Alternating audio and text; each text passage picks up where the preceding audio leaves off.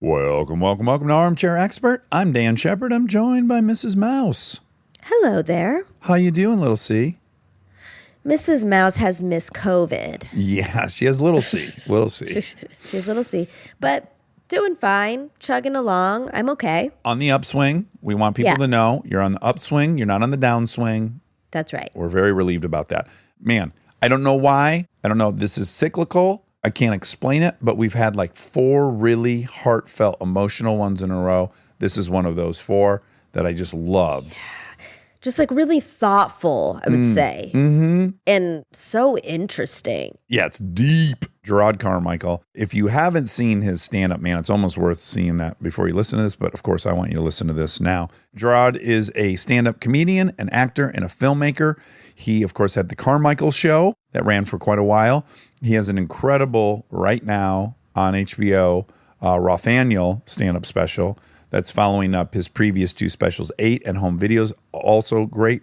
And now he has a new movie out that he directed, which is really, really phenomenal. I watched it. I loved it. It's called On the Count of 3. And it's out now, so I hope everyone finds On the Count of 3 because he did a fucking stellar job, which you'll hear about in detail. And when he left, me and you both were like, I mean, he's already super successful and famous, but I think he's going to be someone in 10 years that people regard as one of the tippy tops. Yeah, he's on a path that's pretty obvious. Yeah, it's awesome. Him and Hassan, too. There's 2 dudes I'm like just watching them get cooler and better and wiser, Exactly. and it's really fun to watch. So fun. Please enjoy Jerrod Carmichael. He's an armchair expert.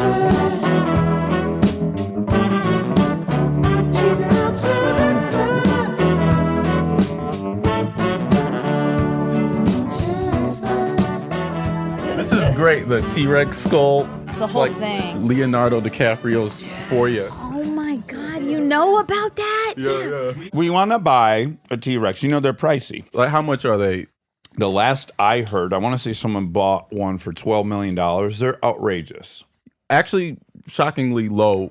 For a T-Rex. Just for the T-Rex? skull, though. Still, what else do you don't? You're right. They ain't making new ones. That's right. Very that limited edition. Mark Twain quote, like, buy land, they're not making any more. Well, yeah, but because you have to keep it outdoors. Like, there's no like home that a full-size T-Rex would fit in. I'm glad you point that out. Yeah, that's like a hidden expense you don't factor into your budget. You're like, okay, I've got $100 million. I'm going to get this. Shit, this thing isn't going to fit anywhere in my house. But we want to get a skull and open up a sex hotel like they have in Japan where you can fuck inside the mouth of a T-Rex. Like on the tongue. How much to fuck the mouth of the T-Rex? Well, that's implicit. That comes with the you are package. fucking symbolically fucking the T-Rex. But Okay. we can have add-ons, Well, that's additional true. stuff. We are going to have to charge a fortune to break amortize even. the cost of this $60 million skull. Okay, I'm going to start with one question. When's the last time you saw a movie that you got like so revved up about the actor, you like looked them up when you left? Oh, wow. Define revved up, because I'll also think somebody's hot and be like, who the fuck is that? Sure. I'll hit you with mine. You want to hear mine? Mine's long ago. Last King of Scotland. Wow. Jesus Christ. 15 years ago or 20. But I'm watching this movie and I'm like, who's this kid? The lead of this movie. It reminded me of when I saw Ewan McGregor. I got to finish chewing this. We have people who have misophonia. We're not allowed to eat on the podcast. Oh, that's what it's called? Mm-hmm. Oh, I have friends that might have that. They yell at me. Yeah, yeah. Prior to seeing that it is on your 23andMe, it'll give you a genetic code for it.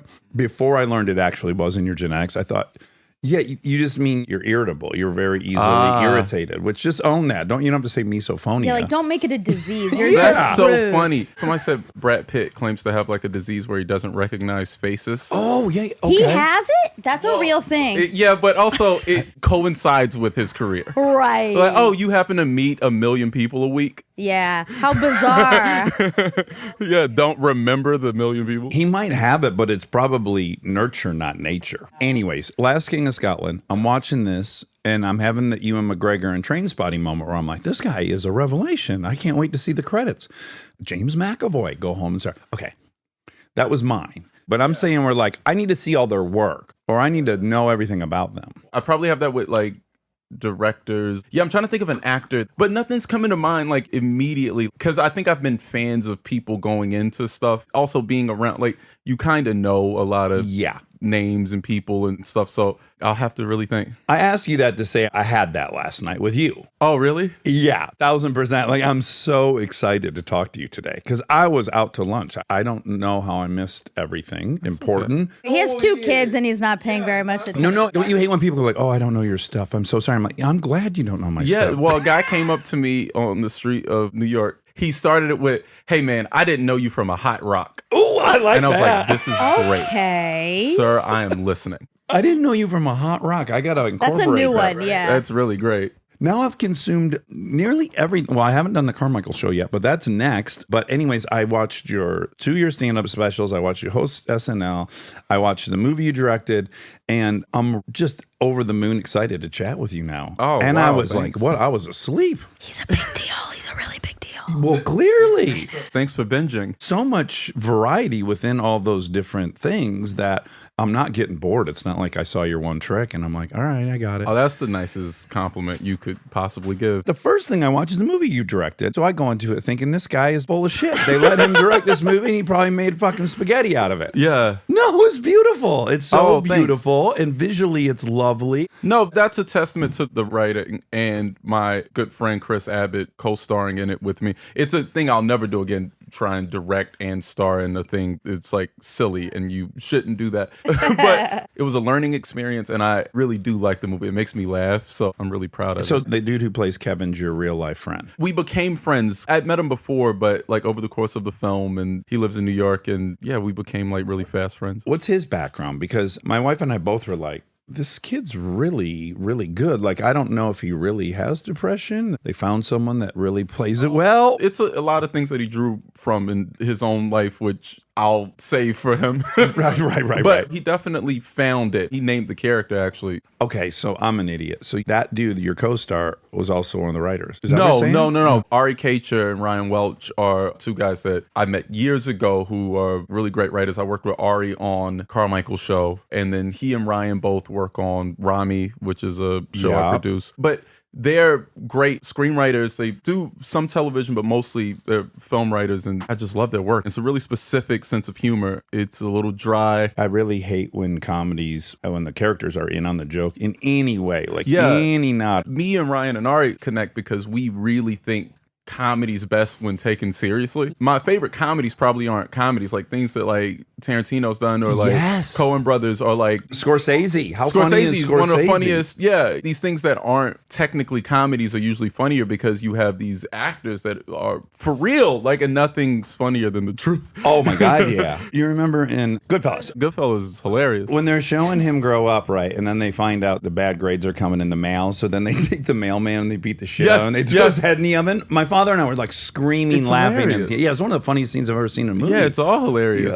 Him beating up Lorraine Bracco's neighbor, like, that's hilarious. Yes. Me and my brother grew up like watching like Menace to Society. Menace to Society is one of the funniest movies. It's like scary and exciting and hilarious. It's a specific sense of humor, like hood sense of humor. I need to maybe rewatch that. Was that the debut of Jada Pinkett Smith as we know her? Ooh, I don't know if it's debut. That was the movie I was like, oh my God, this woman's the most beautiful Very early. creature of all time. And then you looked her up. Ding, ding, ding. You know, you guys are the same exact age.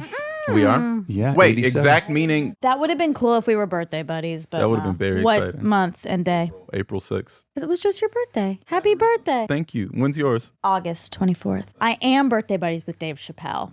Nice. And David Koechner. All the Daves. Wow. It's a good day to be born. Yeah. Okay, so you grew up in South Carolina. North.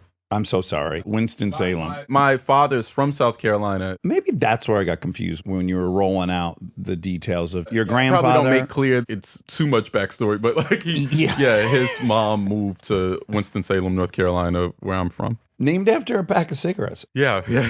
Named after 2 packs. Yeah. That's why everyone moved. It was like a big migration to the town because of R.J. Reynolds. It's a big tobacco town. I didn't know that was the history. That and later, Krispy Kreme. When you fly into the Greensboro airport, a there's a sign that Krispy says Kreme. born and glazed. I've asked Monica this. She's from Atlanta. I'm from Detroit. The folks in the South, they love spelling things with K. I want to just have the best, maybe. Just wonder what the intention is. Yeah. Yes. Yeah. Was Krispy Kreme like a donut shop cover up for a nefarious The K country organization? kitchen, and it'll be like K and K. I don't know. Maybe the people in the South want to get rid of the C for a millennia, and that the KKK is really just a product of them already loving K's. I don't know. Yeah. Chicken or the egg. They also could have just not been great Wow. at spelling. Sorry, but it could be why. What do you think's more offensive, though, to be called dumb or racist? I think it's worse to be racist. I think they can be connected. Speaking of Detroit C words, explain conies to me. Like, what's the origin? Because I think that's where the South and Detroit overlap. Like, chili on hot dogs is like crazy. I forget how many there were. There's like 3 great black migrations, one of them up to where you're talking about for those jobs. And then the automotive industry brought over all these folks from Kentucky and Yeah. Tennessee. And so there's these little pockets of interesting culture. Like there's a ton of Southern Baptists in Michigan, weirdly. Yeah. And then, there's a lot of food that's very distinctly Southern. I actually, on the way here, passed by a white and blue house that looked like the Motown house. Oh, yeah. I don't know if you've seen it. Isn't it underwhelming when you see the Hitsville, USA? Yeah, well, it actually makes it cooler. It's like Yes. why this place is cool. It's like, oh, Yeah. It's shitty. no, I call it like a black snake moan aesthetic that you got out here. Like it's very black snake moan out here. Ooh. You could imagine Christina Ricci chained up. Topless. Yeah, like right here. If you've never seen it.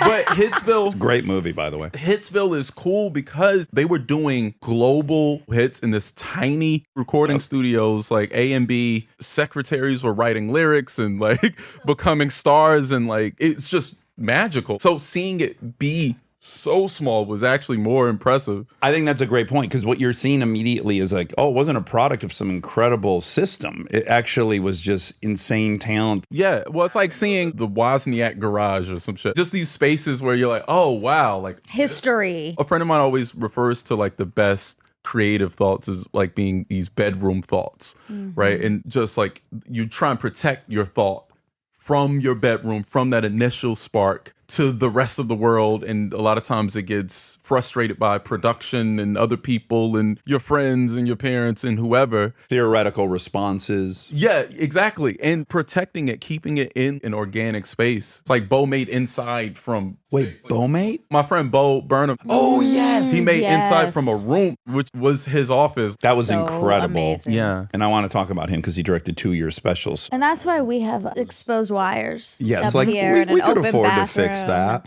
What is that going to do? Take away all the juice? You're going to get rid of this fire hazard? Can't do it. This potential Yeah, lawsuit. this potential lawsuit. And get rid of the juice? There's a couple ways you could go down on that. Like if you're tall enough, Yeah. you clothesline yourself and then you're off the ground. Oh, no. It is dangerous. Capital D. But it might be the magic. That's right. It really And could can be. you Might be. afford the risk? The reason it's like that is when we got this place, we started recording here long before we lived here.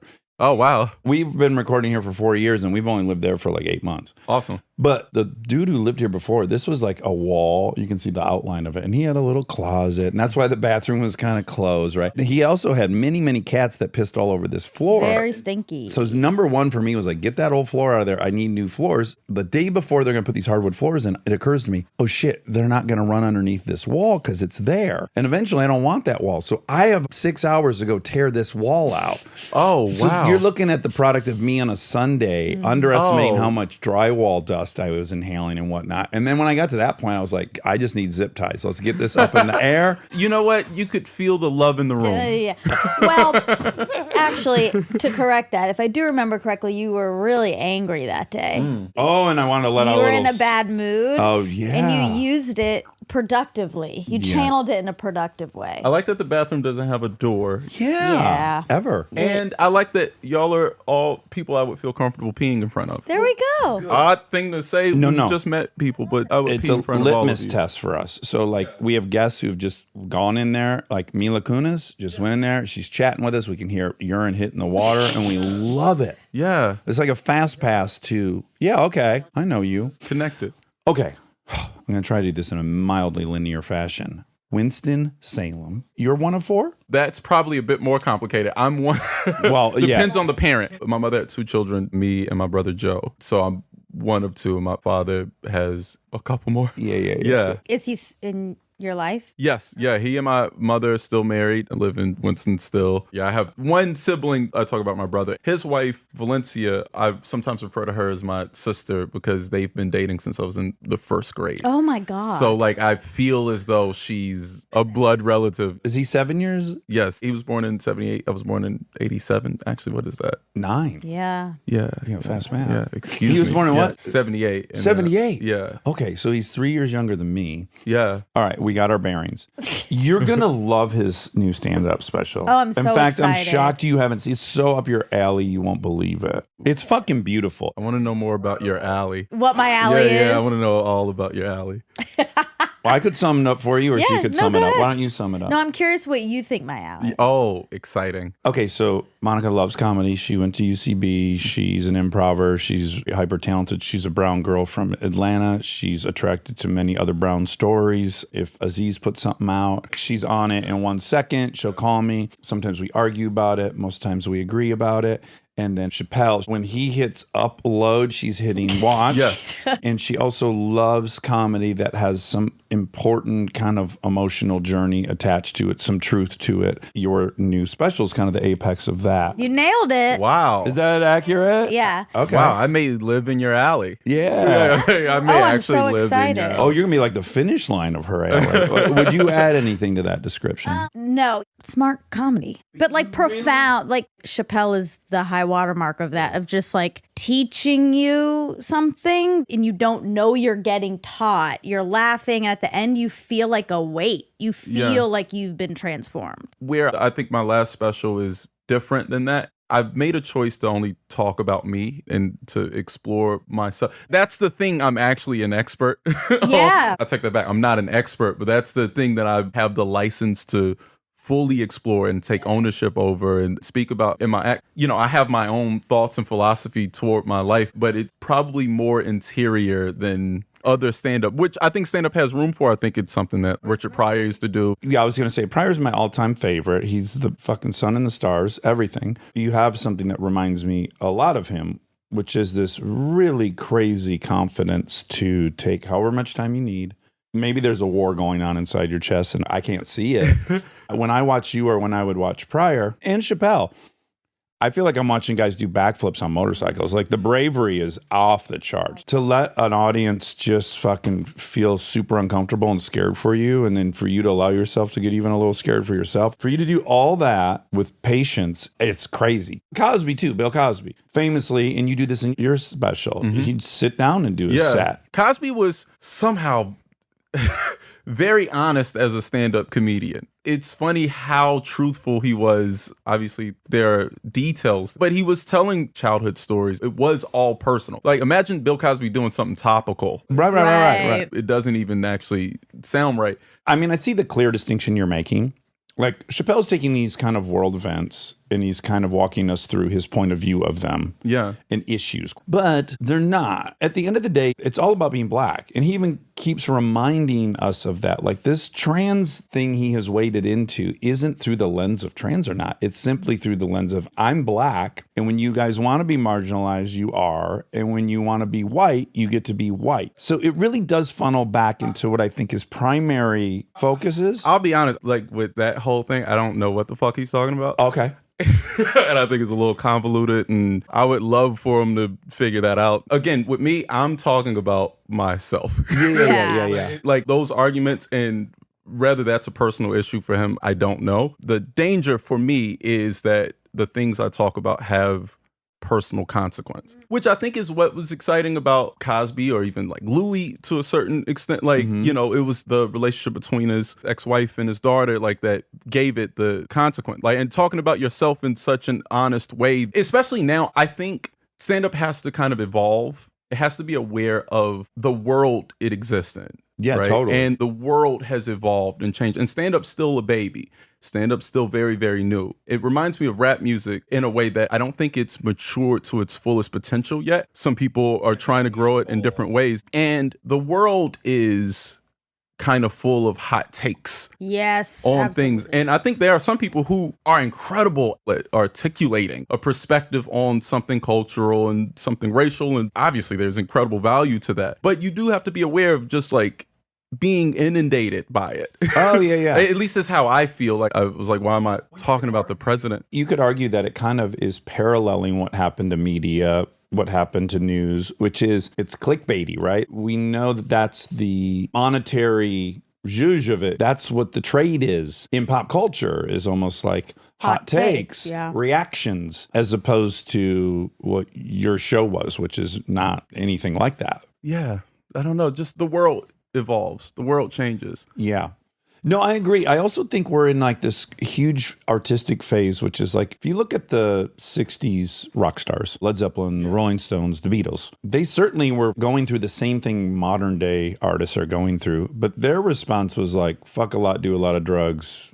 That's how we're going to cope. And it's all great. Yeah. And then you see like, I don't know if you watch the Whitney documentary. I watched both of them. Oh, Whitney, like Houston? Yeah. Yeah, of course. I love both. There's two and both have a lot of value. Then I watched the Amy Winehouse one. The Amy doc's perfect. Yeah, the Whitney doc's incredible too. Monica will make fun of me. There isn't a doc about a female singer that I won't love. They lead the most interesting lives, like fame and talent compounded with, quite frankly, being a one place. Uh-huh. Tony Bennett asked at the beginning of, I want to say it's a Billie Holiday documentary that I was watching that you love because right up your alley. Yeah, triple whammy for me. He was asking a journalist, is like, all the women, they all crack up, you know, Tony Bennett's words. But I do think there's an added pressure. There definitely is. Being a superstar, but also being controlled by men. That's the element, I think, is that every one of these women had men in their life who could not accept that they were the alpha member of the household. Like they were the one generating the money. They were the one with the attention. And every man that ever loved these people, the Tina doc, I love the fucking Tina God, doc. yeah. Men can't handle that position. And they fucked with these women incessantly. Ike was beating Tina, or, you know, Bobby, what he did with Whitney. All these men couldn't just be supportive. It was beyond what they could do or were willing to do. In those two specific relationships, I can only imagine just it's two artists. Yes. Egos and narrative, and that's difficult. It's brutal. I'm married to an actress. Sometimes her career is 20 times better than mine. I have some evolution on that topic. Yeah. And even for me, I was like, oh, I'm supposed to be making more money than my wife. Yeah. It's just ingrained. Yeah, It's just you're taught societal. It's embedded in you. Yeah, on the deepest level. So now what I see artists doing, and I applaud it and I love it, is now you have artists that are like, oh, it's a beatdown. And I have mental health issues. I think a lot of older people, the reaction is like, oh, this generation's weak. And it's like, no, they're not weak. They're just being honest about it. The other people fucked and did drugs. They felt that way. They just didn't tell you. Yeah. And now, like, a lot of current artists' songs are about the experience of how isolated you feel in success. How could it not be? It's doing it to everyone. It's doing it to non-artists. And artists is just compounded. You're right. Now, everyone's got a sliver of it on Instagram because they kind of have their presenting self and then they have their secret at home self. Well, it's why celebrities crack up. And there seems to be a movement to kind of celebrify your own life. Everyone is a social media blank now, right? Like even the professionals of society, like you go on Instagram and just see like doctors, like I'm the IG doctor. Right. It's like school teachers who now present, and it has value. It's a complicated world, but you have to think about what you're doing to yourself to perform yourself. I've been thinking about that a lot, and especially someone who was like closeted for many years, just like trying to create an idea of who you are versus being are two different existences. It comes at a cost. Yes. I want to try to attempt to thread a little through line between Pryor. So Pryor's big hidden monster was his addiction, among other things. I mean, he grew up in a fucking brothel. I'm sure he had all kinds of stuff. So he had this crazy secret that he was battling, and he's a genius comedian. Bill Cosby, you're right, could tell the truth so well. And he has a huge secret and he's battling. Yeah. And you come out and you have a huge secret. There is some weird fuel source of having secrets. Yeah. Well, protecting them. Yes, because you get so astute at delivering in a way that will not make anyone hip to what's going on. Yes. It's the spidey sense that you have to develop, and it's the quick wit you have to develop, and you have to be able to control. You're in defense mode. You are defending yourself at all costs. And you're just waiting, right? Yeah. TikTok. Like, when is this whole thing? When's the other shoe gonna drop? I have that internal feeling, like, not to get too dark, like I don't do too well at events with a lot of people, and just like sometimes I hear the bang and I'm like, oh, just like that kind of creepy feeling of wait. But that's all internalized fear and the shame that I was. But I was hiding. wondering if there was other stuff Like, it's a curious thing to become a comedian. You were funny young. You're hosting like a news program at your elementary school in the morning, right? So you're already funny young. And you kind of hint at it in your special, like just being aware of lies that everyone's living with. What do you think was going on other than maybe protecting your true self? That's probably at the core of it, right? And then my stand-up was probably me trying to understand my own existence and trying to understand like the darkest thoughts. I think a lot of my material is me trying to change my mom or get my parents accepted. Like, I'm exploring that now a lot in my personal life, so I don't really have the answer to what that was. But I know a lot of it was defense. Some of them were lies. Some of them were truths that I used as smoke bombs to deflect from myself because I didn't want you to truly see me. Like, give you enough of a juicy truth that you're distracted by that? Yeah, well, I mean, I could come out and say the most controversial thing in the world. I've done that. You know, I got booed at the Greek theater just for talking about Rose McGowan at like the height of the Me Too movement. Like, Ronan Farrow's ink wasn't dry. Oh, boy. Did like some charity event. By the way, I still kind of stand by the point that Yeah, sure. I don't know what it is, so I'm not co-signing on it do or it not. quickly. Because, you know why? Because I can't let it linger out there. My only point was I talked about the Montgomery bus boycott and how before Rosa Parks refused to give up her seat on the bus, there was a pregnant black teenager who did the same. And they were ready to build the entire movement around her. But someone stopped it because she was pregnant and unwed, just wasn't a good look for the movement. This was a movement built around press. Yeah. And so they felt like it wasn't a right fit. Yeah. She wasn't the right mascot. However true her story was, it wasn't right. And I said, Rose McGowan is that pregnant black teenager. Right. Yeah. That was the context of the joke. Boo, they said. No. At the Greek theater, I could see you getting booed for that. But no, it makes sense. Yeah. I said that story to say, what the fuck am I even talking about? I'm not a woman. Why am I out here? Why am I the big bad man trying to prove the point? Why am I even doing this? And I was doing that because I wasn't talking about me. Rose McGowan wasn't on my mind that much. Yeah. The week leading up to the thing. It's a news story I read like the rest of us. I had feelings like the rest of us. There's some woman who could unpack it way better than my little pithy, dismissive comments on whatever's, I'm sure, more intricate, complicated story, right? That was a deflection. Yeah. I'm speaking personally. That type of thing was a deflection for me. I do this all the time, which is because I feel shame and I'm a scumbag at heart and have explored all roads of scumbaggery. I'm very defensive of other people who I think are scumbags, but have merit. And then I'm really critical of people who are, quote, perfect, and I know they're scumbags too. So it does affect how I see everything. Here's one I used to rail on all the time. It's like, oh, all the parents won't let their kids see a Miley Cyrus concert, but they'll spend $1,000 to see Taylor Swift. That drives me nuts. Like, oh, because she's in the perfect package? That should be something I don't care about. Why do I give a fuck whether these parents are going to not take their kid to Miley Cyrus? But I see Miley Cyrus as me. Yes, exactly. And I felt, because I grew up on the wrong side of the tracks, oh, this bitch is fucked up as everyone else, but she's from the right school, so y'all love her. So now I have a justice. And it's personal. That's right, because I can't look at either of those people without it going through the lens of me and my baggage. Yes. But it makes sense to me you would say that about her, about Rose McGowan. Yeah. And also, I'm sure a lot of it, and this is too much to even unpack, like a lot of my strong, I'm not going to say the word anti-women, so because I don't think I was ever anti-women, but I think I was even super critical because I was gay, right? And the thing that causes shame is that when you're gay, straight men compare you to women. Yeah. So I feel compared Yes. to when I'm in the group. So the things that I'm ashamed of and the quote unquote weakness that I'm rebelling against, I'm projecting that onto a gender. 1,000%. You understand what I'm saying? Which, if I explain that, kind of can give me license to at least explain why I feel this way. Sure, but sure. I can't not offer you that. Also, the deflection is so indicative of like codependency. Like, look over here. I'm going to give you all my opinions so I don't have to worry about what's actually happening with me internally. Well, a friend said this. Now, in the context of our time, the true thing that a comedian can offer is a long form internal story. Yeah. I mean, I'm talking about my mom and my family and these things, and that's what I wanted to unpack. But I'm just saying, whatever it is, like, just let it, because that's what gives it the truth and the urgency that I think audiences deserve. Stay tuned for more Armchair Expert. if you dare.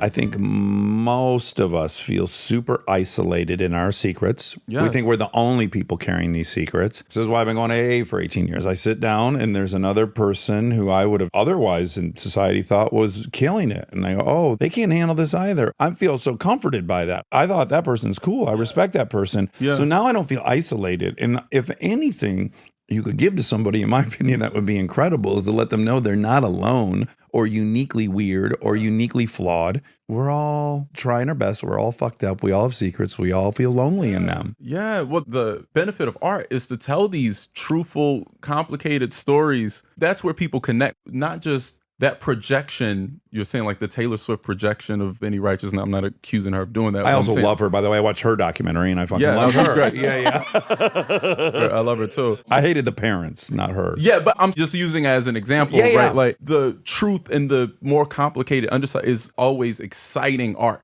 Bringing your problems to art, bringing your fears, your obsessions, those things are exciting.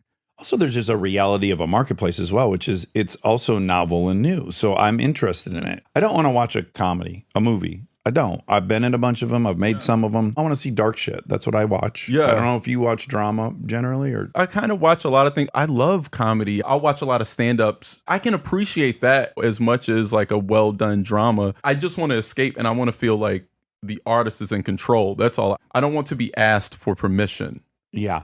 by art. Yeah, you want them to have a conviction about what they're doing. Anyways, I'm going to watch your movie last night. I'm like, okay, it's a comedy. I'm just not immediately excited To turn on a comedy. to turn on a comedy, feel to you. watch a movie particular. I can watch stand-up. That's specific. I'm sure like a doctor doesn't really want to get a splinter out of their child's finger, but they, sometimes work Exactly. follows you home.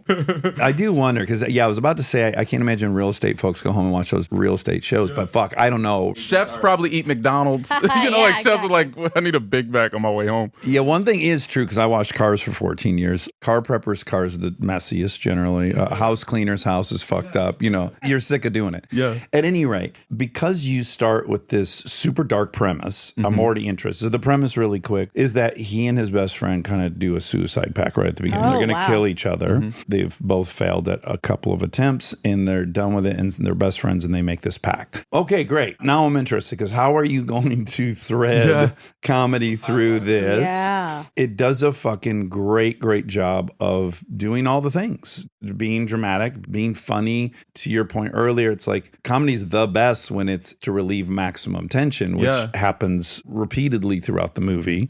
And it's fantastic. But I need that thing. If I can be the corny guy who quotes poetry for a second, Please. there's a line in my favorite poem by Frank O'Hare that says, I want to be at least as alive as the vulgar. Explain that to me. My interpretation, which all art is open for that. It's like cursing in church. You want something that feels truthful, right? Like just something that feels like a nerve that was hit, like something that feels Real. Yeah.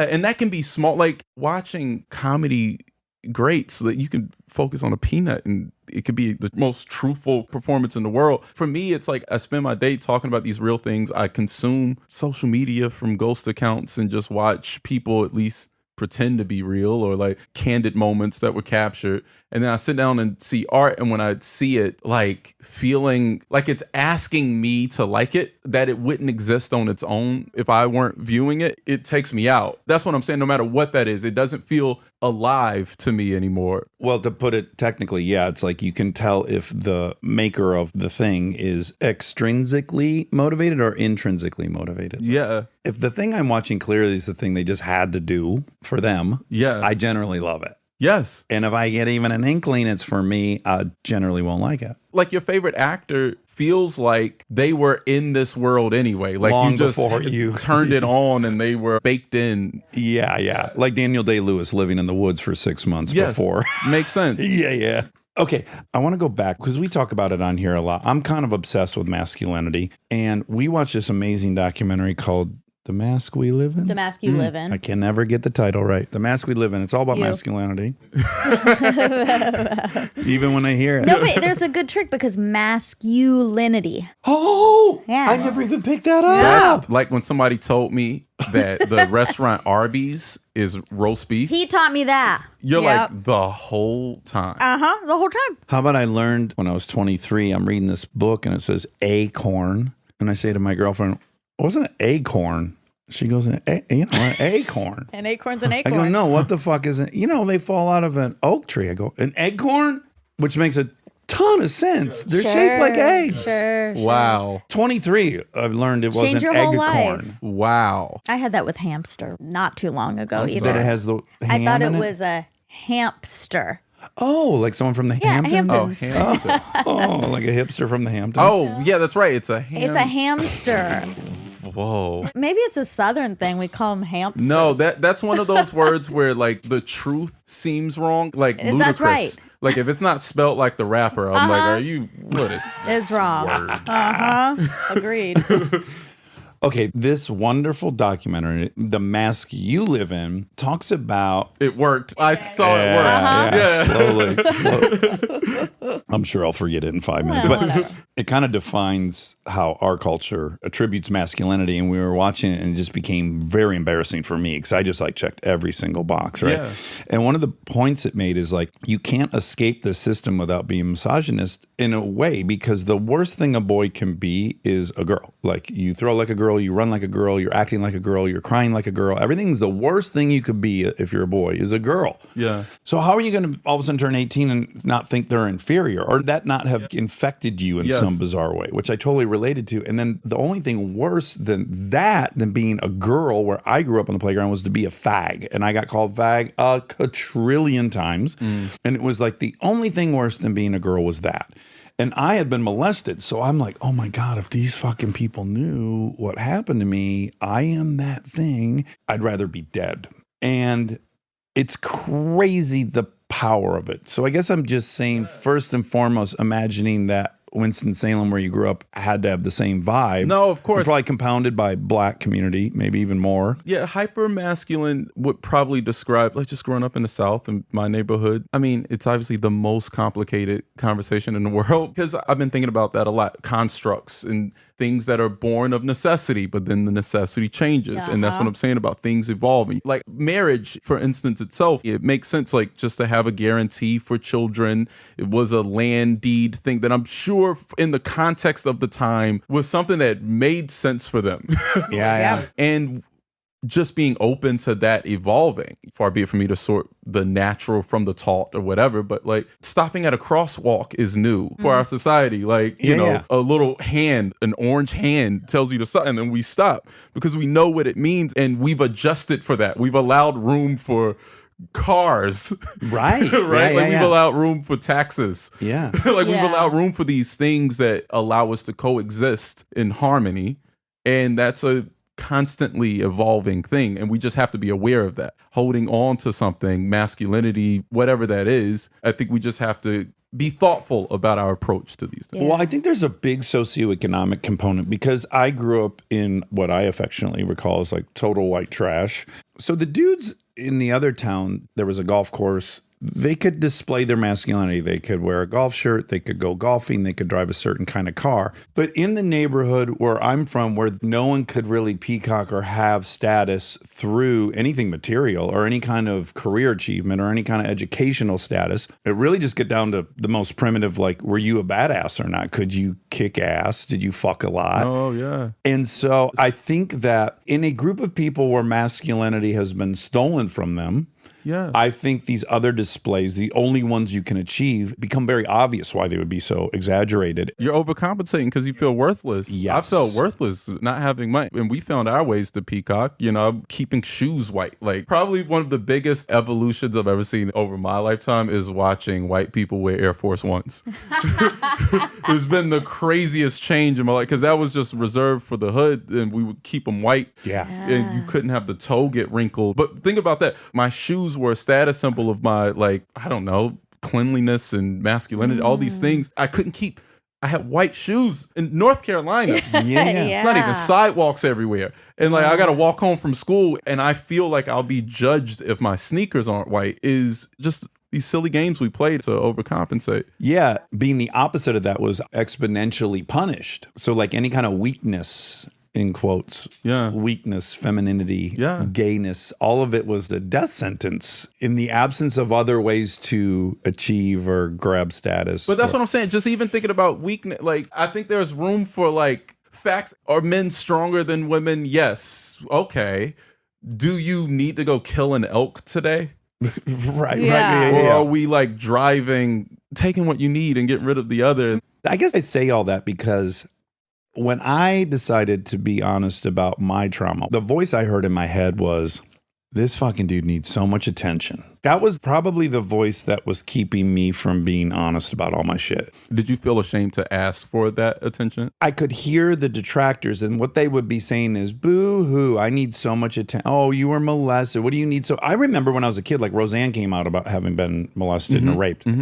And where I was from, people were like, oh, get over yourself. You need so much attention. That's like a bad step, is to be trying to get sympathy. Victim-y, get sympathy. I remember Jason Ellis saying this when he was on Stern. He was talking about his father molesting him, that he had family members that are like, that didn't happen, you just want attention. That's where the voice in my head goes, is like, people are going to think I just want attention. Do you have that voice? No, of course. I'm just hearing you say that. I mean, it's devastating because it's like you can hear the fear in their perspective. It's like, who knows what experiences or traumatic events they're blocking Data out. would say it's 1 in 4, so a lot of those voices. Yeah, a lot of it's that. They were affected in some way by it. You know, my mother blocks out a lot of things because, you know, survival. And it's very difficult. And I'm thankful that I feel like we are the first generation of men who are able to speak on how we're feeling with reward, not even just like not being shunned. A very important thing happened in my special. I think it really showcased the sense of community that I've been lacking and that I needed, because I said difficult things and you could see it being met with love. You need that. You need validation for that. The most mirror neuron-y moment I had watching your special was when you say it,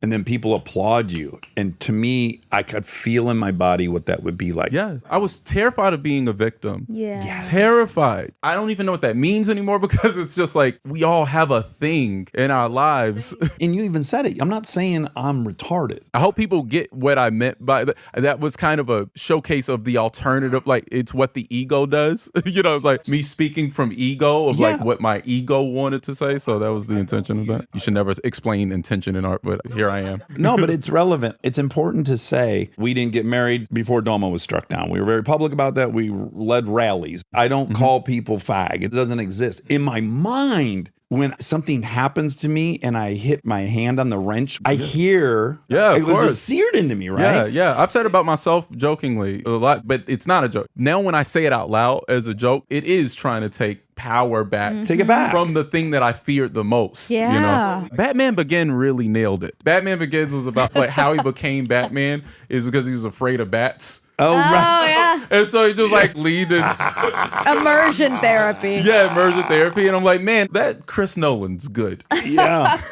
But I do it with being an addict. Like, so I always call myself a junkie, or I call myself an alkie or whatever. So this show, for the first 3 years, I had at that time been like 16 years sober. I talk about sobriety nonstop. I relapsed during quarantine. Yeah. And I had to say that to people because a lot of people reached out to me and looked up to that or whatever. And so we had to record an episode where Monica and I went through what that whole experience was like. And that part was all really manageable. Do you remember the moment you decided to say it? I'm happy that I have friends that I break boundaries with, that I like let in. Yeah. So I say the things that before used to be, it's staying open. It's why I do psychoanalysis. It's like for a couple hours a week, I just have to be honest. Yes. I have to be honest. Not only like, you know, falling off the wagon, but telling people. Especially when that was a bit of my own identity that I really loved. My ego loved that I had had 16 years of sobriety, that many people that listen to this show have explored sobriety because I'm so vocal about It's it. such a big part of this show, of you, of everything. Yes, so the notion that I wouldn't have that anymore scared me because that was like a cornerstone of what I liked about myself, right? Yes. So without this, what do I have to offer? One. Two, there's a reality of like a financial implication. Like, oh, I have all these sponsors. The product was this. Now, if I'm the dude who's been doing oxys for the last 3 months, am I a fraud across the board? Is everything I say no longer hold up? And I was talking to a friend of mine who I've known through sobriety for a long, long time. And I said, I don't know what to do. I certainly don't want to tell anyone this. And he said, well, what do you like about being this figure that encourages people to get sober? And I said, well, I mean, I'm not a very philanthropic dude. Like, I don't really care too much. That's one thing I did that I liked. And he said, okay, well, then if you're sincere, you're not helping anybody by having 16 years of sobriety. But if you go out there and say, oh, yeah, I had this and I fucked up and here's why, that's actually helpful. Yes. So basically, he put it on to me as like, well, if you're truthful about wanting to help people and it's not just your ego, then you have no choice but to do it. The thing that you thought could destroy that relationship that you have strengthens it. You don't know that. It's like what a roller coaster is. You get to the top and you see you don't know you're going to survive it. Yes. Like your body doesn't. Like your body's like, well. So we put this thing out and then it was just beautifully received, right? So it was not at all what I feared. And in fact, it was maybe an episode people loved the most. And then it shifted immediately to the thing I'm talking about when I was watching you on stage, which is now people are clapping. Yeah. And now I feel like, oh no, like I've somehow lied even deeper where they're applauding my mistake. I'm not worthy of this. Did you experience that? Is that the moment I saw? Yeah, It's like, yeah. And you even said, I'm like, I just sucked a fucking Haitian dude's dick. or whatever you said. I didn't earn this applause. Like, what did I do? I think we're all just like making eye contact, looking for the truth, like just looking for some type of true connection, Yes. like in someone. And the applause is, thank you for allowing me in. This is better for us. Yes. I think the applause is the reward for the truth, not because Yes. you added some arc to the story, but it's accepting it. Yeah. It's hard though, don't you think? Yeah, it's difficult. Yeah. Now I recognize it. Like, oh, the thing people, were applauding was like, I recognize that was hard for you and you did it. So I'm proud of you for doing the thing It's that was brave. Yes. But the first feeling internally is like, oh no, I don't deserve this. Because I've associated with I'm bad because of this. No, of course. I've been saying to friends, like, everybody's in the closet about something. Yes. There's something in your life that causes you deep shame that you just don't want people to know. And saying it, like in context of your own life, like coming out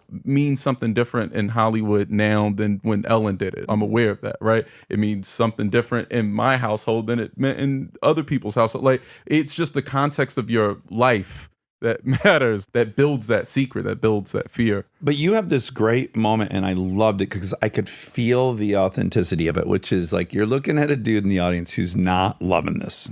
And you're like, dude, I know, man. I know. I'm from the hood in the South. I know what you're saying. Sometimes I'm in the shower. I'm like, fuck. Yeah. I'm fucking gay. You can't give me any homophobia that I haven't given myself. I've internalized so much of it, and I'm trying to work so far out of it. But I've said it. I've already said it. I've been on both sides of that. It's so real. And that's what I'm saying about, like, even just going back to comedy, like being able to articulate the full breadth of your experience, being able to say, like, oh, I was on both sides of that. Oh my God. I'm realizing something right now as you say it.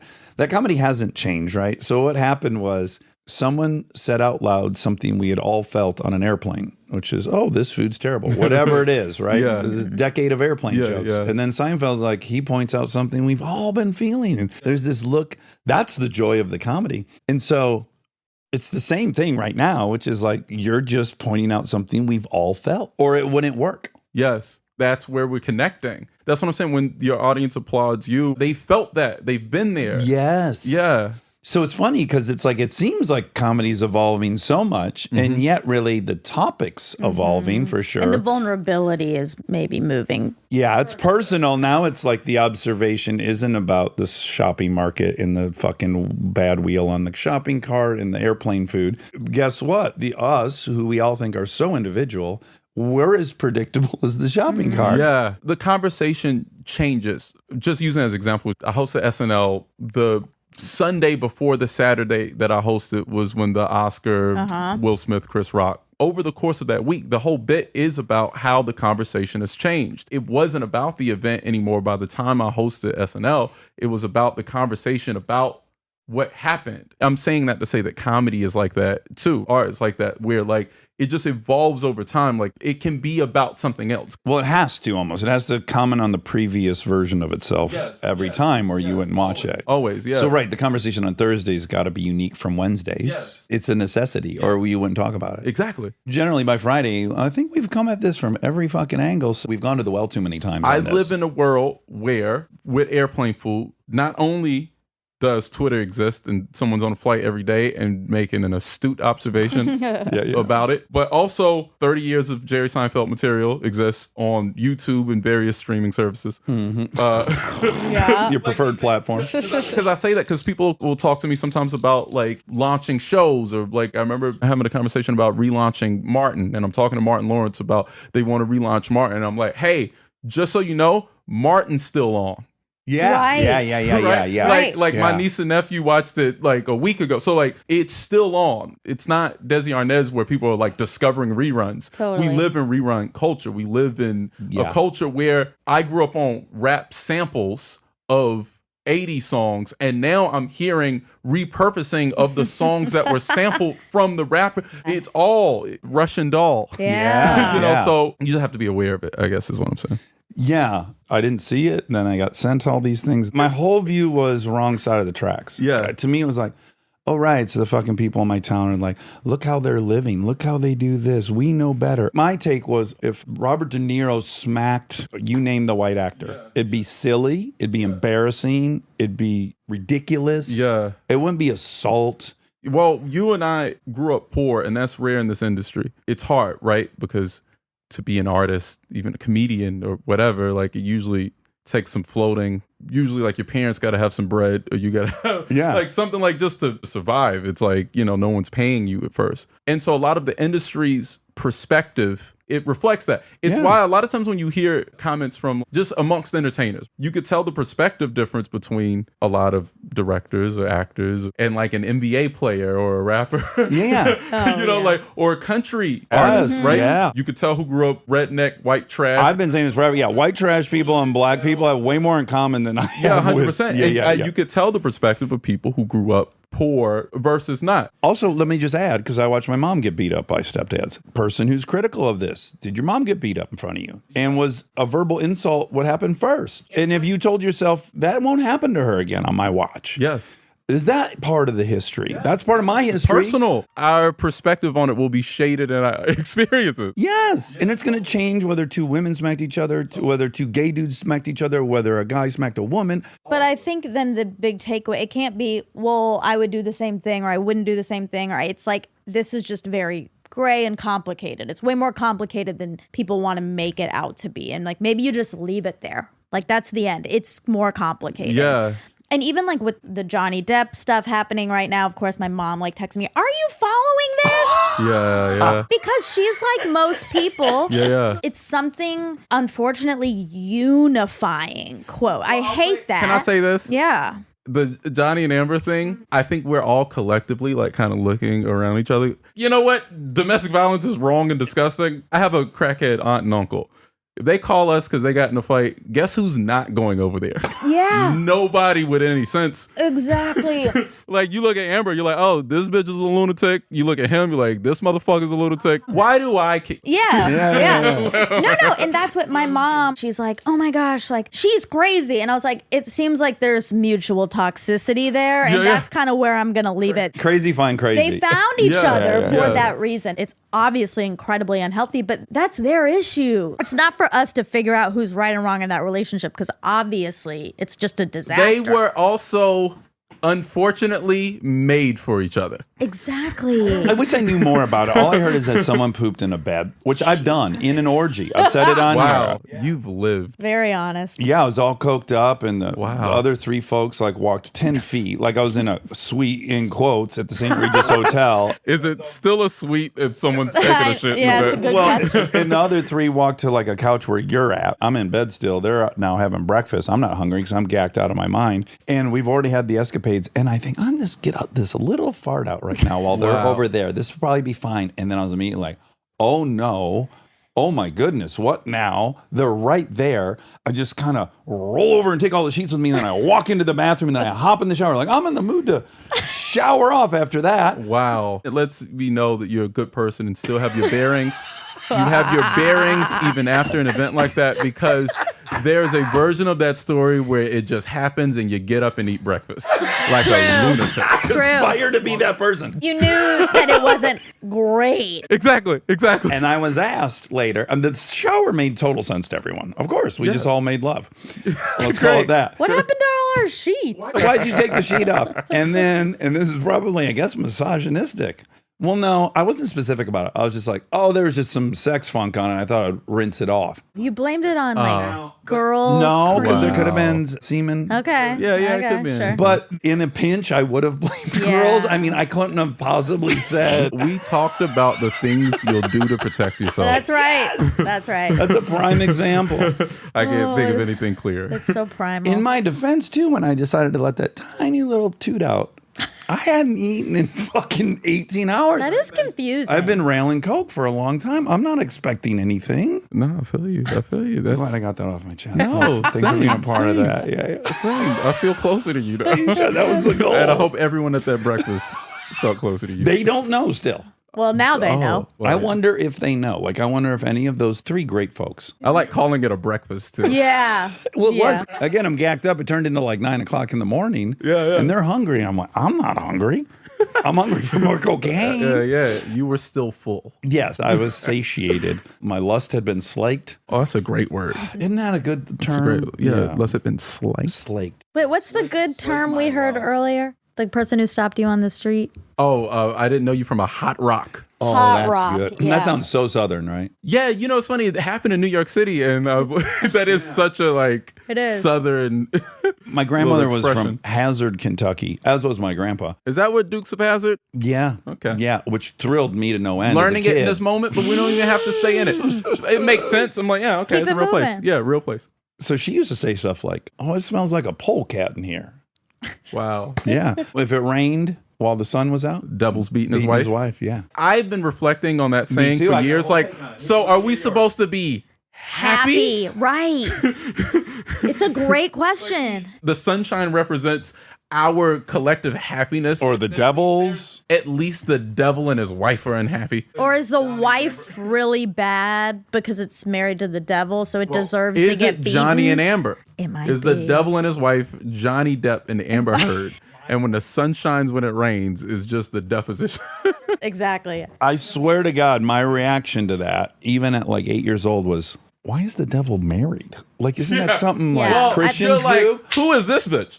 Yeah, like, Right. why did he settle down? But then you and realize get- like the Menendez brothers are both married and like Manson was. You're like, yeah, somebody will marry the But if devil. any dude could have said, like, no, I'm not getting married. I just want to fuck. It'd be the devil. Devil doesn't enjoy sex though. That's the thing. Oh, he doesn't. No, he doesn't. No, the That's devil what is makes it obviously hell. manipulating the wife, like making her feel loved, then beating her, and then sadistic. yeah, A gaslighting devil. that's right. That's a great argument. That's like a devil. He only married her to further her to suffering. fuck with her. So yeah. the sunshine is her receiving clarity at least? Oh, that's a yeah, but then great it way. rains again. I mean, then, you know, she just back in it. Is the sunshine the brief moment of clarity that the devil's wife receives? Well, she sees like, I gotta get out of here. I'm in But then hell. she doesn't. I imagine the devil was happy because he's doing one of his favorite things, beating his wife. And the wife's crying. He's the worst guy on the planet, right? Or he's not even on the planet, but he's the worst In dude. the planet. You have Yes. to imagine the worst dude in the Yes. world. A demon has definitely gotten the devil a worst dude in the world mug for his For birthday. sure. Worst dad in the world. Like, is he a dad too? Does he have to fuck with being a dad as well? He's a husband. Oh, God. He's a father. Don't forget that the devil is still at the end of the day just a dad. Just a- He's a dad. Stay tuned for more Armchair Expert, if you dare.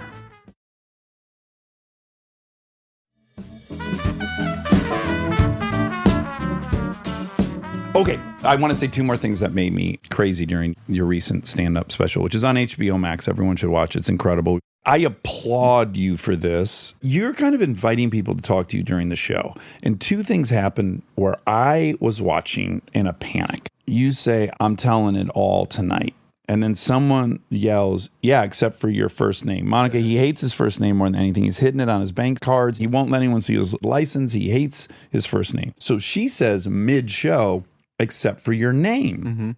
And you acknowledge it. And I turn to Kristen and I go, he's fucked right now because he's going to tell us his name at the end of this. He knows he's closing on that. Oh. But now he's in a situation where he's going to not address that. And he's almost going to look like a hypocrite for a bit until he does at the end.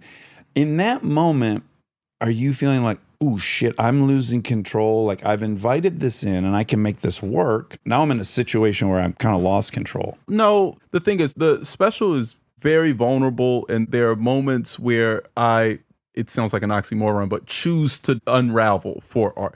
And I'm in a very trusted space because my best friend is directing and I feel all right. But I also am a performer, been a performer for many years, and trust that. I trust my ability as a performer to catch those things. It's happened to me consistently, like over the years. So I never felt out of control in regards to my relationship with the audience. There are moments where I tried to allow the true emotional state I was in to exist. Yeah. And even that is in the context of a show. Like I'm still a performer trying to present a version of something, and we're still capturing it for television. And so there are moments where I gave up control, but that wasn't one of them. Like it happened. I wasn't expecting it, but it's like a fun thing to like. But you know, like, okay, I'm going to have to ignore that. Normally I would address it. The pattern so far is you say something and I respond to it. It was inconvenient. Yeah. And then as the show goes on, and I'm watching it with great recognition, or at least I think recognition, which is like, you're attempting to do the impossible. I've just started doing this in therapy, and I'll catch myself doing my tricks. So if you say, Dax, why do you race motorcycles, right? Mm-hmm. And I'll go, well, I think, I mean, you'll probably know the real reason, but I think, and then I go into my explanation. And I've realized I do that because the notion that this person would know something about me I don't know and will point it out is so embarrassing that minimally I want to tell him I know that's coming. Yes. And so when I'm in therapy and I'm talking, I'm trying to bust myself on all my tricks. And I see that happening on stage. Mm-hmm. Same. Yeah. And you even do it once. You laugh. You say, I feel abandoned. And you laugh on abandon. Mm-hmm. And you could have just plodded on. You go, oh, that was a fake laugh. Yeah. It was about trying to find that honesty. And I have to rely on, for the show, my natural sense of humor to rebound it. But yeah, I wanted to be very truthful. I wanted to deliver on some of the promises of the art form, right? The art form claims to talk about truth, bring truth to power. Yeah, and those things. And I was like, well, this is what it looks like for me. Yeah. You know, and staying there was the evil Knievel jump. Yeah. Like, all right, can I stay there and land it? This will sound so lofty, but it just occurred to me. I think the previous paradigm was we're going to bring truth to power in hopes that it'll enact change. But I actually think more and more, if people could embrace truth, it would trickle up. Oh, of course. It starts at home. At least for me embracing the truth affected my life. I mean, it sounds cliche. You almost feel embarrassed to say that, right? Like I always almost feel embarrassed to say that, like, oh, and then I stopped lying and things got better. Yeah. But it is that, like, everything changed. You must have had fear, or maybe you continue to have fear when you tour. You just said you were at the Greek, so you do huge shows. No, that was a charity event that I was doing and had no right to detour. Okay. Okay. But do you tour a lot? I've done shows in preparation for things, in preparation for a special. I never really tour. Like, even I've always lived in New York or LA, and I'll do little spots at like City Winery or Bell House in Brooklyn or something like that. Union Hall, I love, or Largo here in LA. Yeah. Like, love those things. But I'm doing my first theater show at the Wilbur in June. I have no social media, and so my agents are like, how are you going to promote it? Here we go. I'm hoping your listeners... I'm embarrassed. Wilburn is here? The Wilbur Theater in Boston. Okay, thank you. So the Wilbur Theater in Boston in June. Yes. Where do people go get tickets for that, or is it already sold out? Well, I'm hoping it will. And I embarrassingly don't know exactly. Find the fucking tickets. You Google. can Google. Use Google. Yeah, I'll find it. TheWilbur.com. Bo's family's going to be there. I'm very excited. Oh, wonderful. I love his mom. Do you like when people you know come? What I hate about performing in LA is a lot of our friends will be there. Yeah. Right. Like when we travel and we're in another state, I can at least go like, well, if I do shit the bed tonight, I'll just go home. Yeah. I don't anymore. I did. I was very sensitive to that. For me, what changed is on stage, I was more of a character before. And it was a little weird for my friends to come see me like that. Yeah, you feel fraudulent. Yeah. I'm nervous to say this because it may like perpetuate a stereotype that gay men act a certain way, but I'm going to say it anyways because I've observed it. Your physicality in your stand-up special 8, which is brilliant, versus your physicality once the secret's out, I felt like I was watching you emerge. This is so corny, from the cocoon or something, but I felt like you moved differently once that was out in the air. That happened. It happened naturally and intentionally. Bo captured that. But I told a friend that since coming out, I take better pictures because I'm not scared of looking gay. Oh my God. Like, I was just terrified that I looked gay. And I think I associated smiling in a photo with looking gay. It's weak. You got to butch it up. Back to masculinity. Men like cross their arms and fold them, and like men take the same photo, right? Yeah, it looks like stupid. over and over. But it's like, just do what you're gonna do naturally. And I think for me, because I was closeted, I can't explain why other men do it, but like I was afraid that my natural was too feminine. It would be so obvious if you took a picture how you wanted to. Yes, you were taking photos earlier. I would have been concerned with my leg is crossed or my whatever. Like, how do I look? Do I look like a man? Am I presenting masculinity the way I want to? Well, I had to go so far to be hyper masculine, muscles, tattoos, everything, so I could finally sit how I want to. That's what I'm saying. And talk how I want to and say all this stuff. I had to like ride wheelies on motorcycles and fuck all the girls and make all the money. I was fucking all the girls. Oh my God. I wasted so much time, bro. It's so exhausting. It's so Oh my exhausting. God. Oh my God. I like to think I gave them a good time. Yeah, I'm sure they we have enjoyed some it. You're memories. very charming. They at least like the snacks as much as the sex.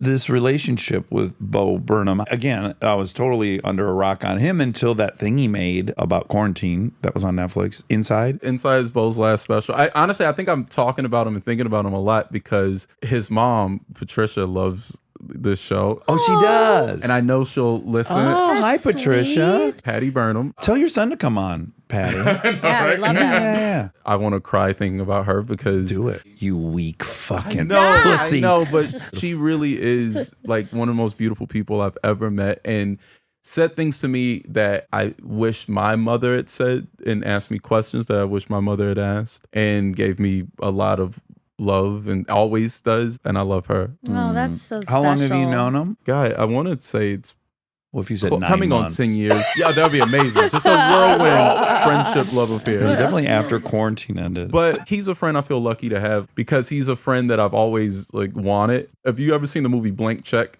Yeah, I mean, like so long ago. It's a kid who a guy runs over his bike and like gives him a blank check and he makes it out for $1 million and then buys an unrealistic amount of things. He buys like a mansion and a woman. But it's really, really wild. But all the things that a kid would do with like money is how me and Bo is like 30-plus-year-old men, like just at Disneyland more than we should be. Like just go to Universal an hour before it closes and get on rides. we just did it. We just all went to Disneyland and got a fucking guide. Yeah, of course. You don't got to whisper it. We know you got money. I know. I hate the people. It's a big thing for me. Yeah, I hate That's okay. acknowledging It feels okay. embarrassing, but also like what?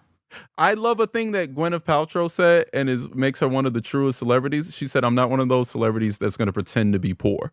And I was like, I respect that. 100%. Grow up with money. I love I her. check Goop for a thing or two. I love Goop. I think I'm wearing Goop tonight. Oh my God. Wow. Spoiler. I hope this episode doesn't come out before tonight. Right now? Yeah. I hope this isn't our first live episode. So I guess it makes sense to me. I don't know that dude, but after seeing Inside, I was like, oh, this is very aspirational. He's one of the most thoughtful artists, I think, of our time. He is so aware of his own feelings and can articulate it as you would hope an artist could do. Like his work is immersive. He's an artist who cares. I feel lucky to be able to work with him. Can I tell you something? It's an observation I noticed about closeted men. They consistently only date 10s because you're projecting something, right? Of course, it's not crazy for a man to be gay in the entertainment industry. It's so funny that people are like shocked by it. It's like, oh yeah, this creative art is so gay. And it's also bred by probably hiding yourself. People who've hidden themselves and have had to create a pretty life. You have to study what everyone else is doing that you don't understand. Having a lot of Yes. awareness, Yeah. a lot of awareness, and that, you know, goes into aesthetic and performance and, you know, in ways that, of course, like artists are gay, but gay men, because they want you to think that they're the coolest man, closeted gay men will only like date or marry these picture perfect women, right? And like, I know I'm gay because I'll fuck a 6. When I was closeted, like it was like actresses and whatever, and some very wonderful people, but like I had to fuck like a 10 to prove to myself. Yeah. I'm so manly. Look at me, I'm living the rap video, I'm living the movie, I'm living the thing. Meanwhile, as a gay man, like my type is busboy. Love it. You show up in the all black with some flower stains on your pants, bro. That's the thing, is like not fucking for other people, like not choosing your type for the world. That's a prison you're putting yourself into. Yeah. I feel like sex is culturally, not that it's taboo, but it's kind of dead. I've been saying sex is dead because like talking about sexual identity is hot right now, but I'm like, who do you want to fuck? That's all I want to know. Like, who do you want to fuck? Who are you fucking? What does fucking mean for you? Gay, straight, trans, it doesn't matter. I want to know who you're fucking. Yeah. Agreed. And Monica and I talk about this all the time. If you sit down at a dinner party and someone's telling you about their career, they're telling you about this, there's only really one thing that anyone's going to be able to add that's kind of unique, and it's basically their kinks. That's what I want to know. Yeah, and realizing that a lot of times kinks, it's a way to talk about trauma too. Probably my next show, not to give too much away, would probably be a lot of that. Just like I was closeted, I'm into secret sex, stairwells and cars and that type of thing. Like, but that's created through trauma, you know, and there are downsides to that too, obviously, but like, yeah, that's a world worth exploring. It's weird to encourage you to listen to an episode, but we have one episode with this amazing doctor, Alex Katahakis, and she's a sex addiction therapist. Ooh.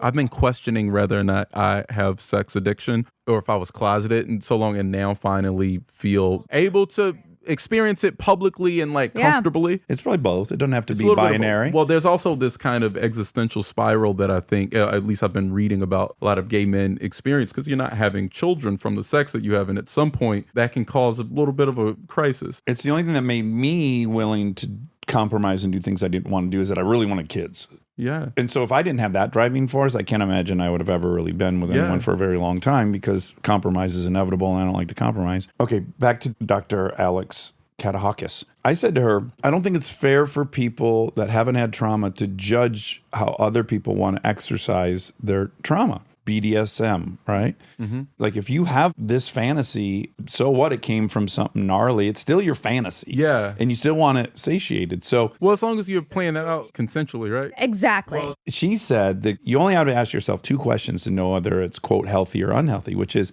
if it's secret and it gives you shame, then it's no good. Mm-hmm. But like she gave the example of a lot of women who have come from a lot of abuse will love BDSM because they're living out the fantasy, but they're actually in control. They set the rules ahead of time. So it may look like they're submissive, but they're not, because they're running the whole show. Yes, it makes it safe. And it's not a secret. Not to get into too deep of a theory, but me and my friend worked out this theory about that's why people like Prince.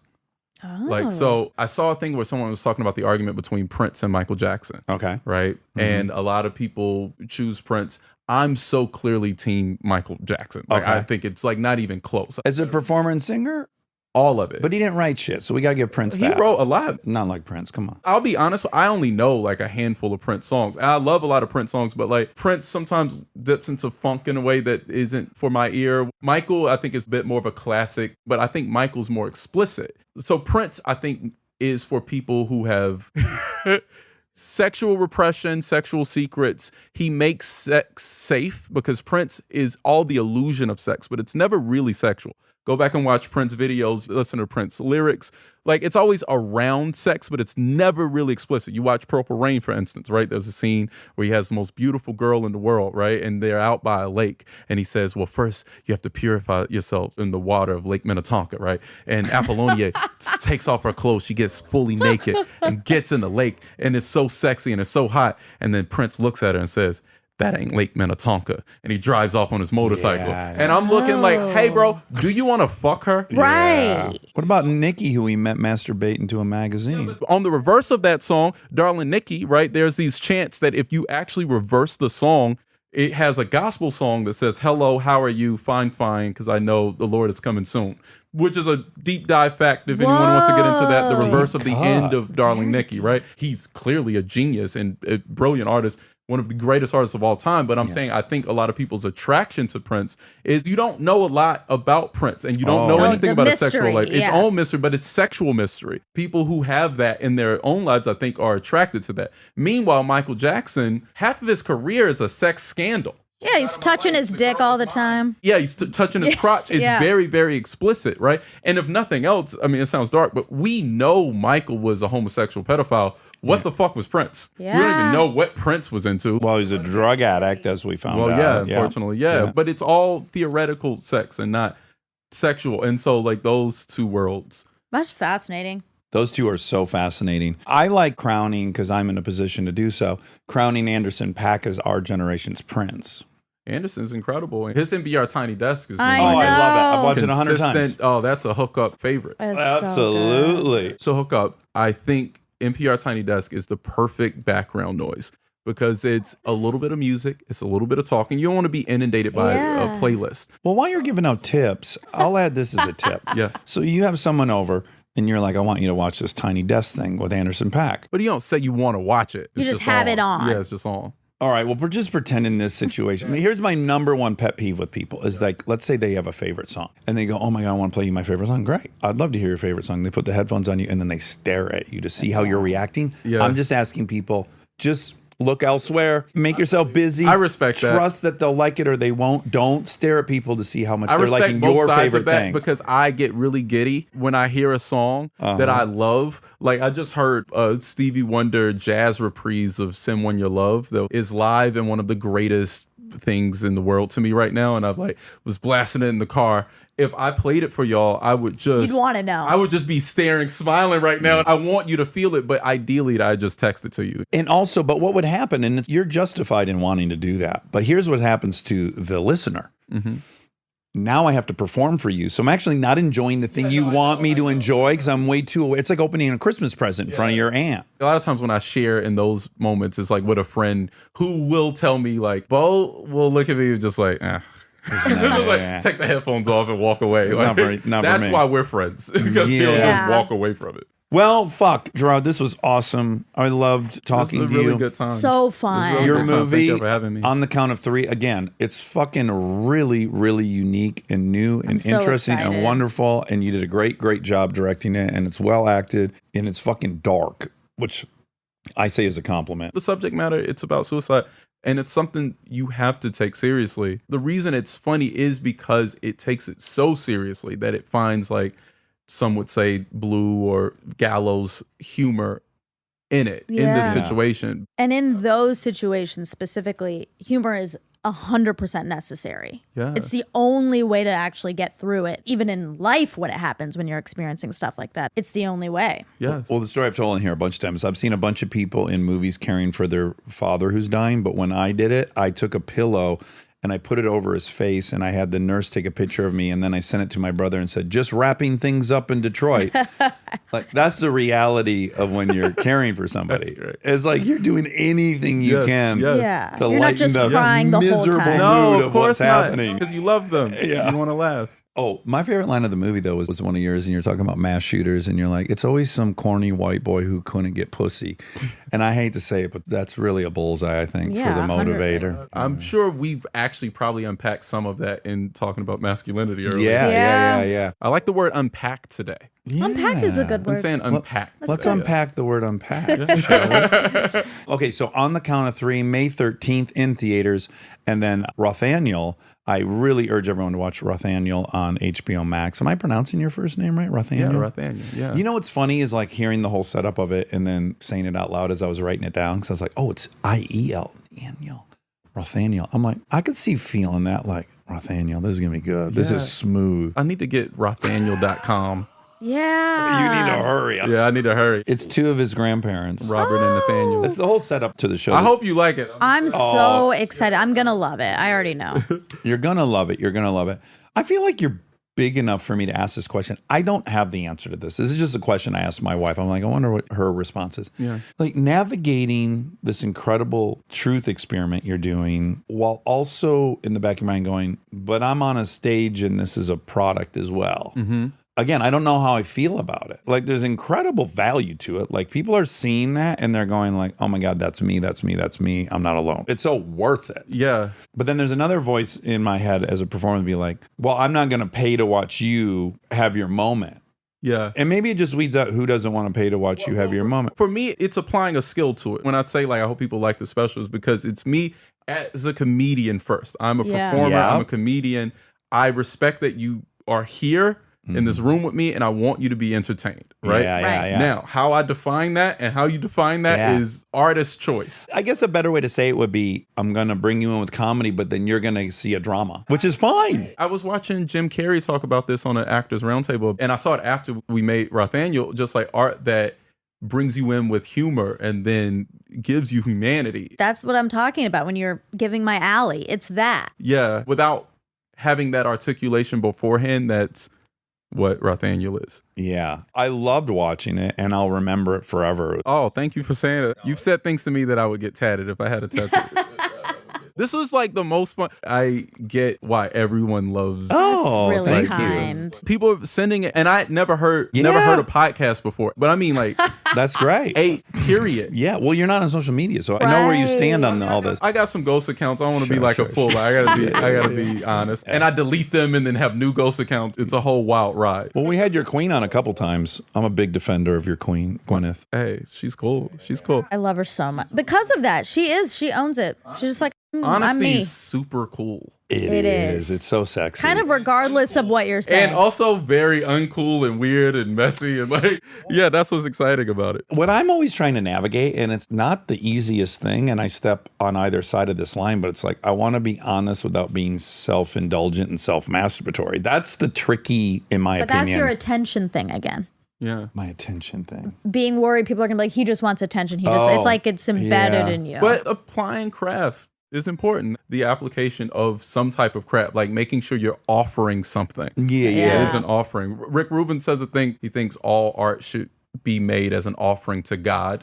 Wow. And I do believe that. Like, what are you present? Like, it's show and tell. It's the intention that reads. Like, Beyonce is a master. She's like an athlete, like essentially, right? And so the show you're watching is precision. Like, it makes sense for her to have like a clothing line with Adidas, right? Yeah. Because like she is one of the number one athletes in the world. 1,000%. Right? Totally. And so that's the show. The music's good and those things, Yeah. but that's the act. It's like precision, right? Or you're Evil Knievel and you're like, I reference him a lot too because that's the show, the danger. And for me, it was like, all right, these things are the things I was the most afraid of saying. Yeah. It's me walking from shadows into light. Me, it was just me, like my personal things I thought I'd never say out loud. And that Yeah. was the show. Yeah. That was the package of like, all right, me as I thought I'd never want to be seen in public. Yeah. You know, I was thinking while I was watching it, because I one time was on a talk show or something, and I said something about my mom, and I'm so fucking close to her. But I said some stuff in an interview, and then at first she said like, oh, I wish you hadn't said that. And then I felt kind of bad. And this is why I love her. About a week later, she called me and she said, I take that back. This is your story. Yeah. Everyone has a right to tell their story. I'm in it. I might not like how I'm in it sometimes, but I'm not going to try to rob you of your right to tell your story. That's your story. Yes, 100%. When I was watching, I was like, God, I hope one day his mom calls him and says, you know, baby, it's your story. I'll give my parents credit. They don't take issue with that. I talk about it in the special. Like, my issue is lack of acknowledgement. Just, I'm gay and there's a religious divide and a lack of acknowledgement. But you do have ownership over the things that happen to you and over your story. I'm going to go one step further. But if I'm psychoanalyzing your mom, so yeah, there's a religious aspect. But there's also your own mother chose to ignore a lot. And she kind of sacrificed. Yes. And so for her to see that, A, you stepped out of that agreement and you're alive, reminds her that she could have. Wow, that's super interesting. I've never thought of that perspective before. Luckily, Monica's reaction was great to this, but we went and saw Hassan Minaj live. Yes. And he just destroys. And Yeah, he destroys by owning his Indianness. I kind of came up with him and seeing that transition to the personal. We were kids, like, just talking about the news. Yeah. But for Monica personally, she hit her Indianness. Oh, yeah. with every ounce of her being, cheerleading champ. So much armor. Yes. And so she saw it, and luckily though she has enough of her own self-esteem that she saw it, and she went like, oh man, I could have just been that and still been that. I didn't think it was possible. And then seeing someone else like own that in such a major way, it was so And she impressive. was to me. proud of him, but it could have gone the other way. I think it could have made you really upset with yourself. Maybe if I didn't feel like I had stuff going on for myself. You've now owned it. Well, if you're still in the phase of you not owning it as much, maybe it would True. have been I'm different. also on that road now as Yeah. well. But I would wonder too if you wouldn't connect with this material if he weren't being truthful. I think I was doing that, right? Like I think when I would say things that weren't necessarily the truth, it would cause contention. Yeah. It didn't make people feel good. When I say things that aren't truthful, lies beget lies. Yeah. You can feel it. You can feel it, and I think it causes more confusion. Wow, we really did cover a lot. Like this whole, I'm like now quoting us from earlier. I was about to quote Monica from earlier, but like, yeah, about connection and the things we were saying earlier. Yeah, like seeing his show and him doing that and him owning it in such a real way and me like being able to laugh really hard. I was like, yeah, I am that. Yes. And I never wanted to be that. And if anything, would have been like, I'm not like that. If this was 10 She years hated ago. when Bend It Like Beckham was popular. Like if anyone asked me, did you see that? I'd be like, no. Like, Yeah. why would I see that? I'm white. Out of like fear and necessity, you built who you are, and 100%. anything out there threatening that. Exactly. 'cause you see it as a threat. Oh, yeah. It's like, no. And I'll no, protect don't it think with I'm my that. life. Because you've been working so hard to not be that. Exactly. Yeah, representation does matter, and good, thoughtful representation Yes. matters. And I think about that a lot, especially even just telling Black stories. I think I have more value with the truth because it can also go the other way where, like, I had a show about my family, right? Again, we grew up poor, and a lot of that perspective is rooted in that, and I have to be truthful about that, right? And if I wrote us like we were the Huxtables and wrote like the Right. perspective to represent all Black people instead of Yeah. representing the ones that I know and who I am, Yeah. again, not the truth, it wouldn't have connected with people in the way that I've felt and seen it connect with people. Yeah, it could have been successful, but it wouldn't have been meaningful. Truth is resonance. Oh, Jerrod, this was a blast. I thought it would be, So and it fun. was. Thank y'all. Good luck on everything, and everybody check out On the Count of Three, May 13th, and Rothaniel on HBO Max. Come back. Please come I back. would love to. And now my favorite part of the show, the fact check with my soulmate, Monica Padman. Rothaniel. Rothaniel. Name's not as bad as he thinks. It's not. Of course, nothing's as bad as you think about yourself. If you see a little bug, You've got a visitor. there's little bugs in here. If you hadn't driven that mouse out of here, you wouldn't have that problem because it would eat the bug. Okay, but then I'd have a mouse. Yeah. You'd prefer a bug. And then I would have given that mouse COVID. And it would have died. Mini C on a mouse. Small C for a small M. Yeah. I almost think I'd rather have a mouse because I have, just to keep you updated, I have a bite of some variety on my forearm. Oh no. Is and it a it's spider? so itchy. Yeah, it's a bizarre shape. There's like 3 dots. I think a spider got at me Oh no. because I think if it were a squatto, it would have gone away by now. How long? How long have I had it? I'm going on day 3 of this. Okay. And then I start thinking like, oh, is this actually a skin fungus or something? But I'm pretty sure it's a bite. It's got like dots. But in this case, way rather have a mouse in my bedroom than whatever thing attacked me in my slumber. Yeah. Every time spiders come up, I never used to be scared of them, Yeah. but I am scared Oh, of you them always now. think of my friend. Yeah. Yeah, brown recluse. Although that's, I guess, as he's gotten farther away from that event, that's less certain. I guess. Oh, really? I don't know. Yeah, when I was first told about it, it was induced by a brown recluse. But it seems like it might be bigger than that or something different. Oh, okay. Yeah. Yeah, it's brutal. But small infections can turn into death. Small infections come in really big packages. You know what they say. You know what they say. So obviously the listener will already know you're not over the little C yet.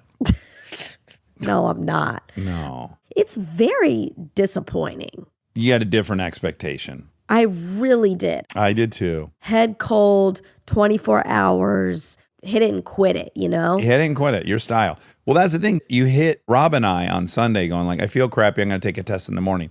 And I thought, okay, probably the little C. She'll be back in business on Wednesday. Yeah. Like full force, Full flavor. throttle. Full throttle. But it's Thursday. And you're not doing so hot. Now, granted, you're not going downhill. That's luckily. right. I'm getting better. It's just moving slowly, and that's dumb. Well, you're a tiny little host. I know, but I'm mighty too. I know, but I have a bigger immune system to bring to bear on this. It's the same amount that enters your and I's nose. I have to imagine just because I'm bigger, I have more immune, whatever that means. Whatever that means. There's a lot of lovely guys that love to talk to you. I don't know if that's true or not. Although it probably is because little babies, Little tiny babies. small immune system. I think that's maybe because they don't have the whole, they don't have, the they haven't exposure? registered all the different, Okay. You're right. Okay. But I have been sheltered. You have been. Shelter in place. That's what's been happening. We love Jerrod.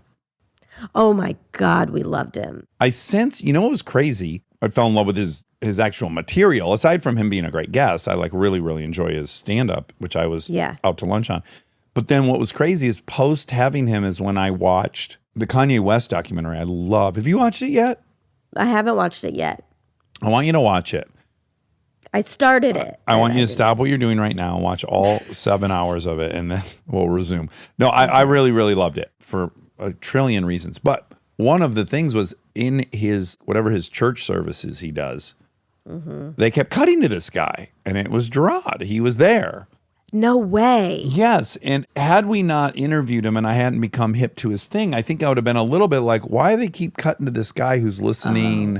You know what I'm saying? Yeah, like who's that? Yeah, but then I was just excited because I was like, oh, we just met him, and he's there. Oh my God, Sim. Simmy. Speaking of docs. Okay, Yeah. I just got to tell everyone what I've been up to, while I've been sick. Yeah, hoping you're making good use of this time. Trying. So I watched the after party. We already talked about that. And I'm just so you know, I'm like episode 6 now. Oh, you are? Yeah, Are you yeah. enjoying it? Yeah, I am for sure. It's just very enjoyable. It's very enjoyable. And then there's a couple real just standout performers in it that I love. Like it just, as much as I thought I loved Sam Richardson at like a 10, but there was still room to love him more. He's so spectacular. He really is. He can do everything. I love him. The other, aside from Sam, is Ike. Is so fucking awesome in that show. He really is. He is. He's so good. I love his episode. Yeah, great show. The Great after party. show. Yeah. And then after the after party, After the after party is the hotel lobby. After the party, after party. that's right. Yeah. No, it's After the after party, hotel lobby. after the party is the hotel lobby. Oh, okay. Shit. Right? Yeah, close. I don't know. Those words are all in there. It makes more sense that there's a party after party than the hotel lobby. But whatever. We're trying to Maybe there's understand a three man. We're trying to understand an yeah. obscure man. Rob, look up the lyrics. Yeah. I'm trying to. Give me that ooh ooh, that beep beep. That was an anthem. Is the song Fiesta? Talking out with my bro. I'm now realizing how few of those lyrics I understood. Yeah, this is hard to search when. Oh, I'll look it up. R. Kelly. Is it Fiesta? No. I don't think so. It's hotel lobby. No, it's Ignition. Yeah, getting Yep, straight out the remix. kitchen, back ignition. Yeah, and after the party, it's the hotel lobby. Oh, good Got it. victory. Good job. It's then after the show, it's the after party. Yeah, and the after the party, it's the hotel lobby. So they do have an after party. Wow, so line. it's kind of a dual victory. that's yes. Okay. Thanks for granting me that. In high school, my senior year, the theater department, which I was in, we wrote a play, and it was a big deal. It was like that's never happened before. First ever. First ever, and we spent all year writing it. Ding, ding, ding, euphoria. Oh my God, yeah. Okay, yeah. continue. Sorry. We had these little different groups, and we wrote different kind of sketches, really, and it was about high school. And then we made it about our high school, kind of specifically, like that we This had is like very euphoria. yeah, it is. I mean, it was really about high school in general, but then we had like a principal come out who was our principal. A little Easter egg. It was really fun. It was called Standing Naked in Public. Racy name for a public high school.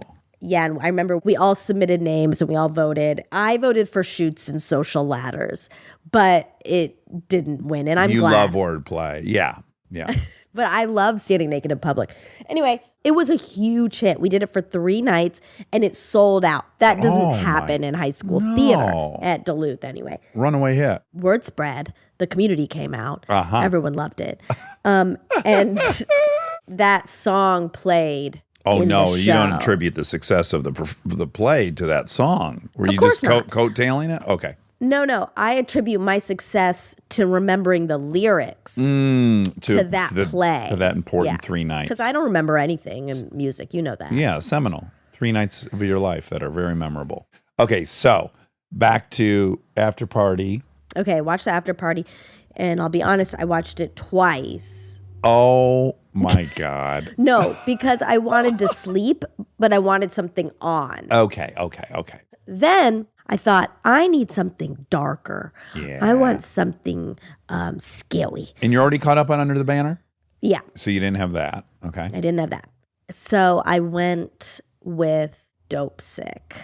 Is great. And I watched the whole thing. And Isn't it great? it's great.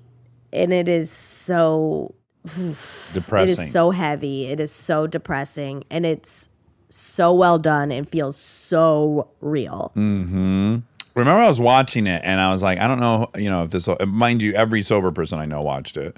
Yeah. I just thought it was great. Michael Keaton's so fucking great in it, isn't he? Yeah. And that girl. Oh, yeah, the girl's incredible. Yeah. And you said that you feel like in the sobriety community, everyone's like, this really This is nails real. it. Yep. Yeah. Yeah, it's funny because I think someone was mad at me. Well, I shouldn't say that. They weren't mad at me. They just simply pushed back on me saying that Rue would be more isolated. But then someone messaged me, hey, I wasn't isolated in my addiction, which is fine. I'm not saying everyone is at all. But just comparing the life of an addict in Dope Sick versus Euphoria, two drastically different approaches. I love both. I cannot be clear enough that I fucking love Euphoria. I think it's one of the 5 best shows ever. It's so well done. Oh, Yeah. and beautiful. Oh, I saw the scene you were talking about with the boy I love, Rue's love interest. Oh, I know. I was like, oh, he can sing like that too? I know. Oh, what a PQs. fucking heartthrob he is. Yeah. Man, he's got it all. He's gorgeous. He's subtle. He's deep. He's conflicted. He's just sexy. He's a sexy motherfucker. Okay, so Dope Sick. And that was, really intense. I would really recommend it. Just know you're getting into some heavy stuff. Some deepness. And then I should have followed that up with something light. I should be flip-flopping. Yep, you should. Clean your palate and then back in. But since I had just edited Jerrod and we were talking about docs on female singers, I think we brought up the Amy Winehouse one, and I was like, oh yeah, that's one I haven't seen. So I watched that after Dope Sick. Really uplifting. Really. Woof, woof. Yes. Wow. That was a big dose of heartache. That one's really heartbreaking. I mean, they're all heartbreaking. The Whitney one's heartbreaking, but that gal was really struggling. She really was. Also from her early days. They have so much footage of her, which is kind of incredible. You do see a lot of this journey. Mm-hmm. And you see her when she's first signing. She's at the very beginning of her career, and every time the camera's on her, she's like, I don't look good. She's always noticing. She always thinks she doesn't look good. Yeah. She's imprisoned by it. Yeah. Yeah. And you see this incredible person and hear this incredible voice, and she has this beautiful personality, and then you just see her hating herself. Yeah. Yeah, she's really, really stricken with it. It's not surprising that she falls in love with people who make her feel beautiful or make her feel... Appreciate her for that. Yeah. And then they bring her down ultimately. That was a That's a tough toughie. ride. That's a toughie. Yeah. But man, it it is one of the greater examples of, people thought she was beautiful. Yeah. She was the only one that couldn't see it, which is true. I have a best friend, Monica, who's got touches of it, and it's maddening from the outside. And then there's another part, people hate when I say this, but I didn't like how I looked, right? But I also just said, and fuck it. Right. Guess what? I don't look how I chose. Yeah. I accept that it ain't changing. I know. I think it's hard. It's hard. And I mean, this is hard for everyone. I know it is. But there is a heightened pressure on women in comparing. Well, also, just even if she wasn't a woman, she's on magazine covers. She's in right, videos. But I even mean before that. Oh, yeah. Even as just young girls are compared to one another. This girl's so pretty. It just gets embedded early on in females.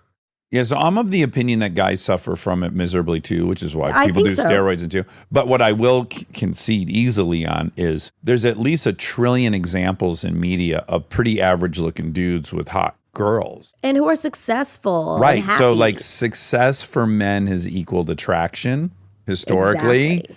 And there's not been a bunch of examples, if any, where the woman was just so successful, everyone was in love with her. No, it's the opposite. It's you have to be beautiful in order to get love. Yeah. To be successful. That's and where to get love. Uniquely cruel to women. Yeah. Yeah, and she is so beautiful. Yeah. I'm like staring at her face and I'm like, look at her eyes. Like, ugh. Anyway, it was just so sad. And then it made me think of the little sign on our wall, the you sign, and she's on that sign. Yes, we're both on that sign. It makes me just hate those people so much. Especially in sight of her killing herself with alcohol. You're like, the person who fucking pitched that. Yeah. This little thing hanging. Would you date Amy Winehouse? The person who pitched it. I know. Did they have a pang of guilt? Like, I guess I was a part of that. I know. Ugh. Anyway. So that was sad. Yeah. Thanks for walking us through that. Sorry to bring it down, but it is a ding, ding, ding because we did talk about girl docs. We did. It's Jerrod and I's fault. This is the seed we planted. So I guess it's me. I apologize, listeners. That's what I'm asking. I'm asking for an apology. And I owe everyone one. No, we talk about sad stuff. Oh, yeah. We love sad stuff. Yeah, it's part of life. We love stuff. We do love stuff. I did just get a purse. Oh, I just ordered a bunch of yellow notepads. So excited. Oh, fun. I have so many. My kids, I can't keep one in the house. My kids draw on every fucking page. Yeah. So now I got like a secret stash for them. I also have, I think I told you I got some breakfast bars that I'm keeping in the attic so they can't eat them. Sure. Yeah. Oh my God. I went from having like an older brother who stole all my stuff to now kids who steal all my stuff. Yeah, and you can't really get that mad at the kids. No, I can't. That's the difference. One day I'll have all my stuff. And you'll be so sad because the kids will be gone. You're exactly right. I want to be alone on an island where no one can take my stuff. And then I'll be sad with all my stuff. Too much stuff and nobody here. Okay, so I watched the special after we talked. I loved it. Of course, it was up my alley, as everyone predicted. And I thought it was really so special. And I hope people watch it. Yeah, it was cool. You know what I was happy about is at the end of that special, he says, I'm not nice either. Like that he tells on himself for not being nice. I thought he was very nice. No, but he's saying it like we say it, which is the truth. It's just, what does that even mean? Like, people say like, that's such a nice person. And that's real, but people are layered. Like, no one's just nice all the time. Well, we know a couple people, but yeah, in general. Like Amy Hansen's just fucking goddamn nice. She's the only one. Yeah, she's the only one we got. She's a unicorn. She really is. And very attractive, too. I know. She didn't have to be nice. She could have been a bitch. I know. Yeah, she could have gotten away with being a bitch. She's just like a true angel on earth. If I shouldn't call a woman a bitch, huh? I should say asshole. She could have been an asshole. Yeah. Okay, that's better. That was good. Take 2. Okay. How much are T-Rex skulls? Good. On October 6, 2020, a mysterious buyer paid a record-breaking $31.8 million for the famous Tyrannosaurus Rex skeleton known as Stan. Oh, Stan? He owns Stan or she owns Stan? Yep. What if you and I went to a bank to pitch them this business? Like, we need a loan to buy this thing because it's worth this much money as our sex hotel. Exactly. Try to get them to fund it. Okay, continue. Sorry. The rare, most complete skeleton of the dinosaur quickly vanished from the public eye. Ooh. What? That means like it didn't enter a museum. It's in someone's home now. Oh, No one I knows where see. it's at, a.k.a. Leonardo DiCaprio. I mean, right? He's got to have it, right? Does he have Stan? I hope so. Oh my God, the hotel can just be called Stan. Yes. Lay down and Stan. That's like a cool hotel name, Stan. It is very cool, especially if the only room is a T-Rex skull. Yeah, it's extra cool. When was Last King of Scotland? 2006. Oh boy, 16 years ago. I got snowed in to the movie theater the night that movie came out Oh in really? Chicago. And you watched it?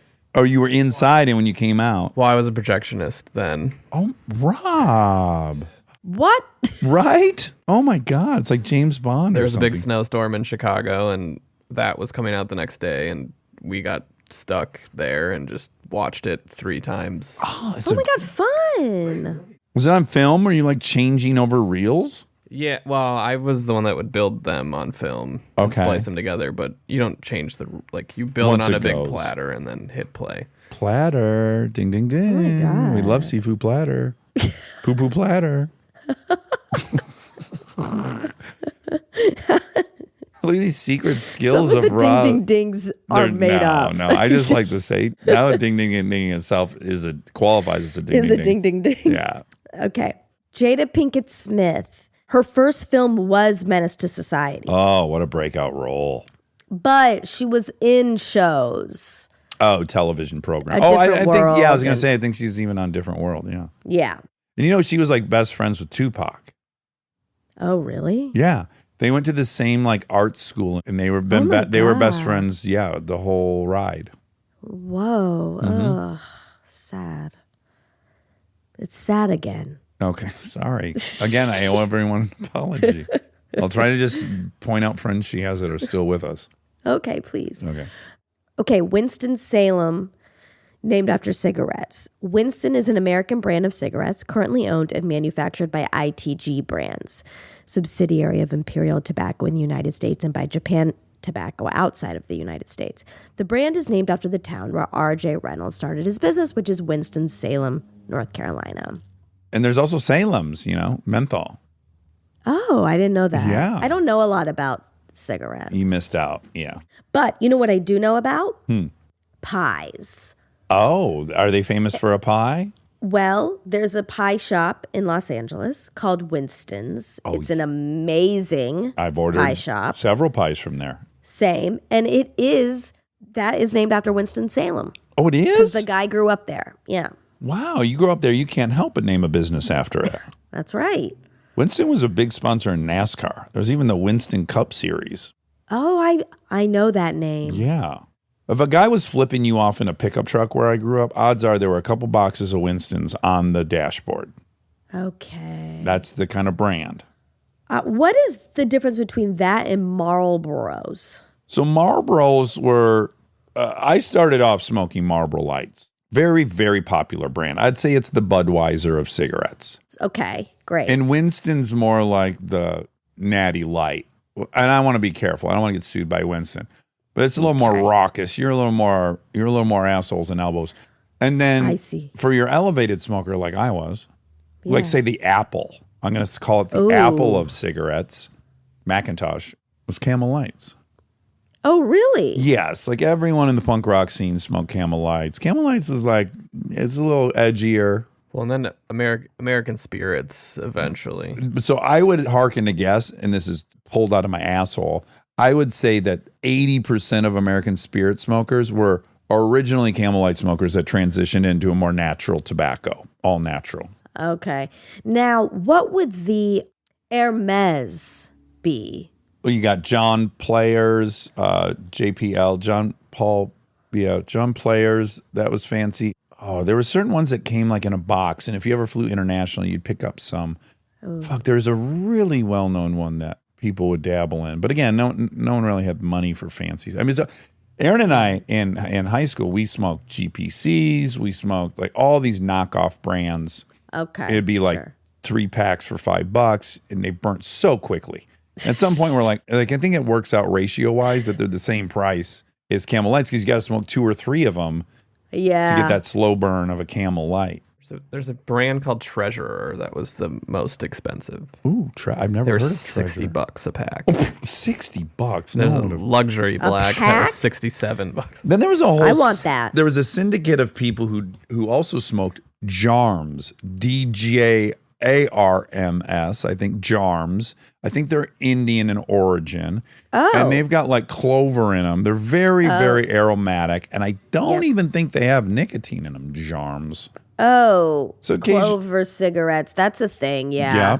So, okay, sorry, back to menthol. So it just has menthol in it as Menthol well. flavor. Yeah, it's got a flavor to it. Oh. But standard tobacco. But yeah, It had a minty taste? menthol.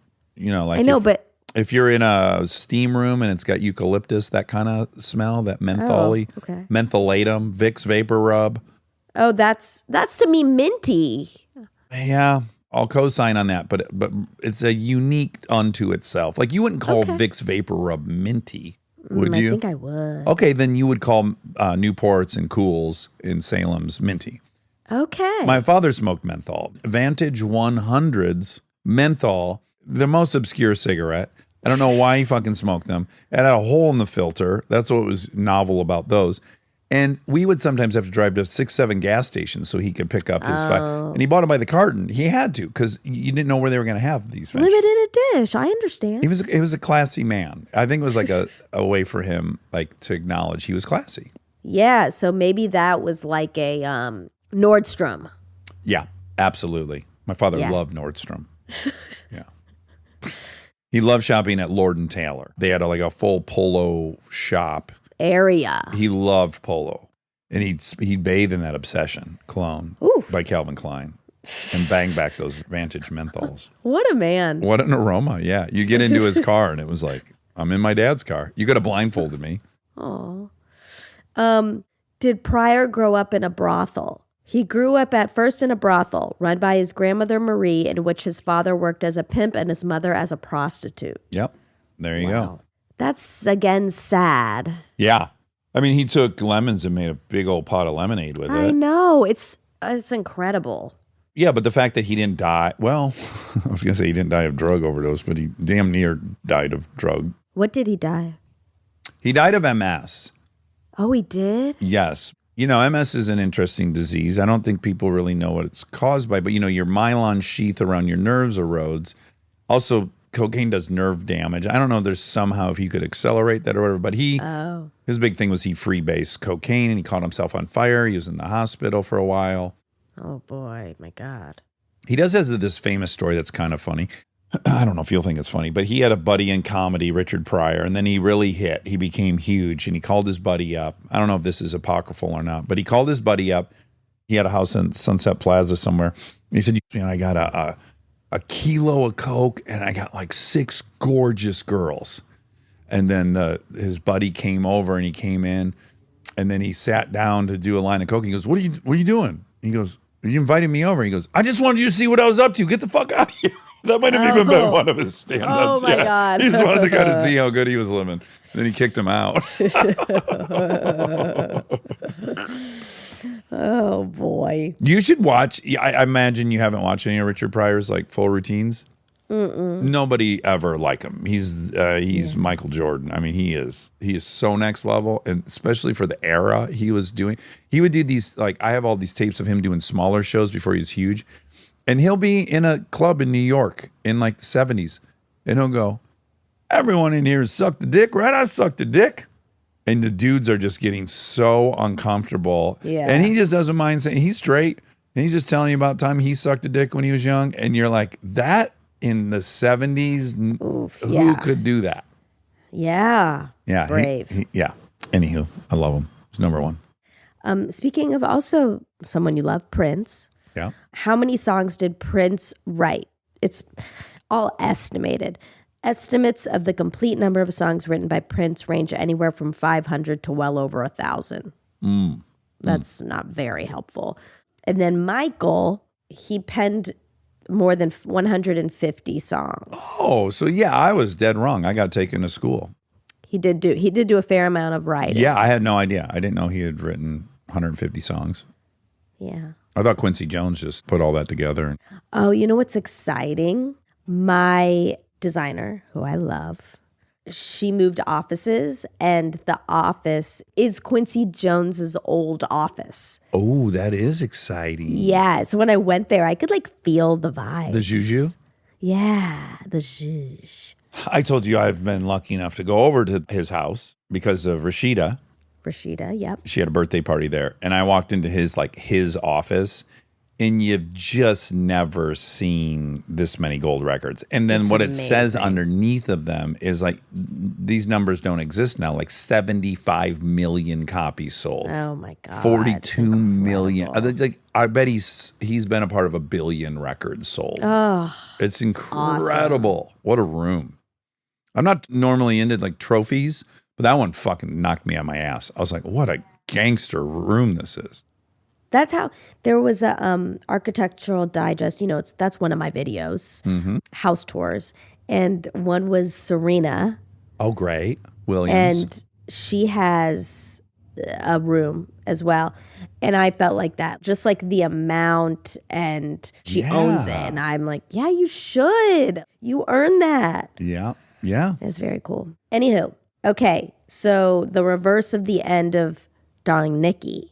Yeah, it says, hello, how are you? Fine, because I know that the Lord is coming soon, coming soon.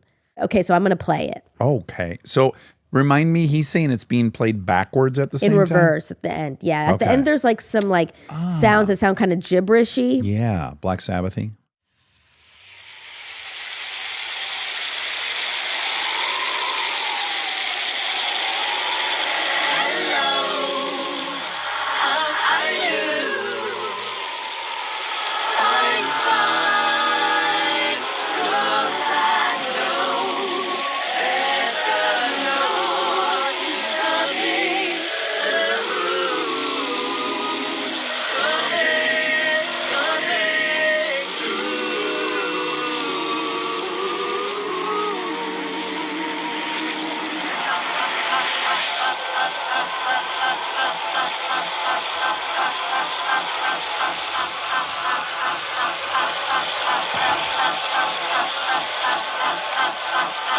I had no idea I was being brainwashed as a kid. That's crazy.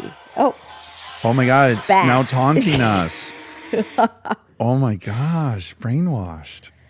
yeah. So that's exciting. Big time. That's what happens when you play our theme song backwards too. Yes. I wish we had a hidden message. I do too. Hidden messages are cool. They're almost as cool as mixed messages. I like mixed more. That's actually all. That was everything? Oh, wow. Yeah. Well, I want to Easter egg something. We just recorded a bunch of Armchair Anonymouses today. Yes. We heard one today. I'll leave it at that. We heard one We heard that one. we've been waiting to hear our whole lives. Let's say that. Yes, and a really wholesome version of it that I like. I get behind. Yeah, the best. All right, well, that's an Easter egg. All right, I love you. Me, Love you. Wabi, and the Armcharies are rooting for your speedy and safe recovery. We love you. We're sorry you're ill, That's okay. Thank you. and we love you. Love you.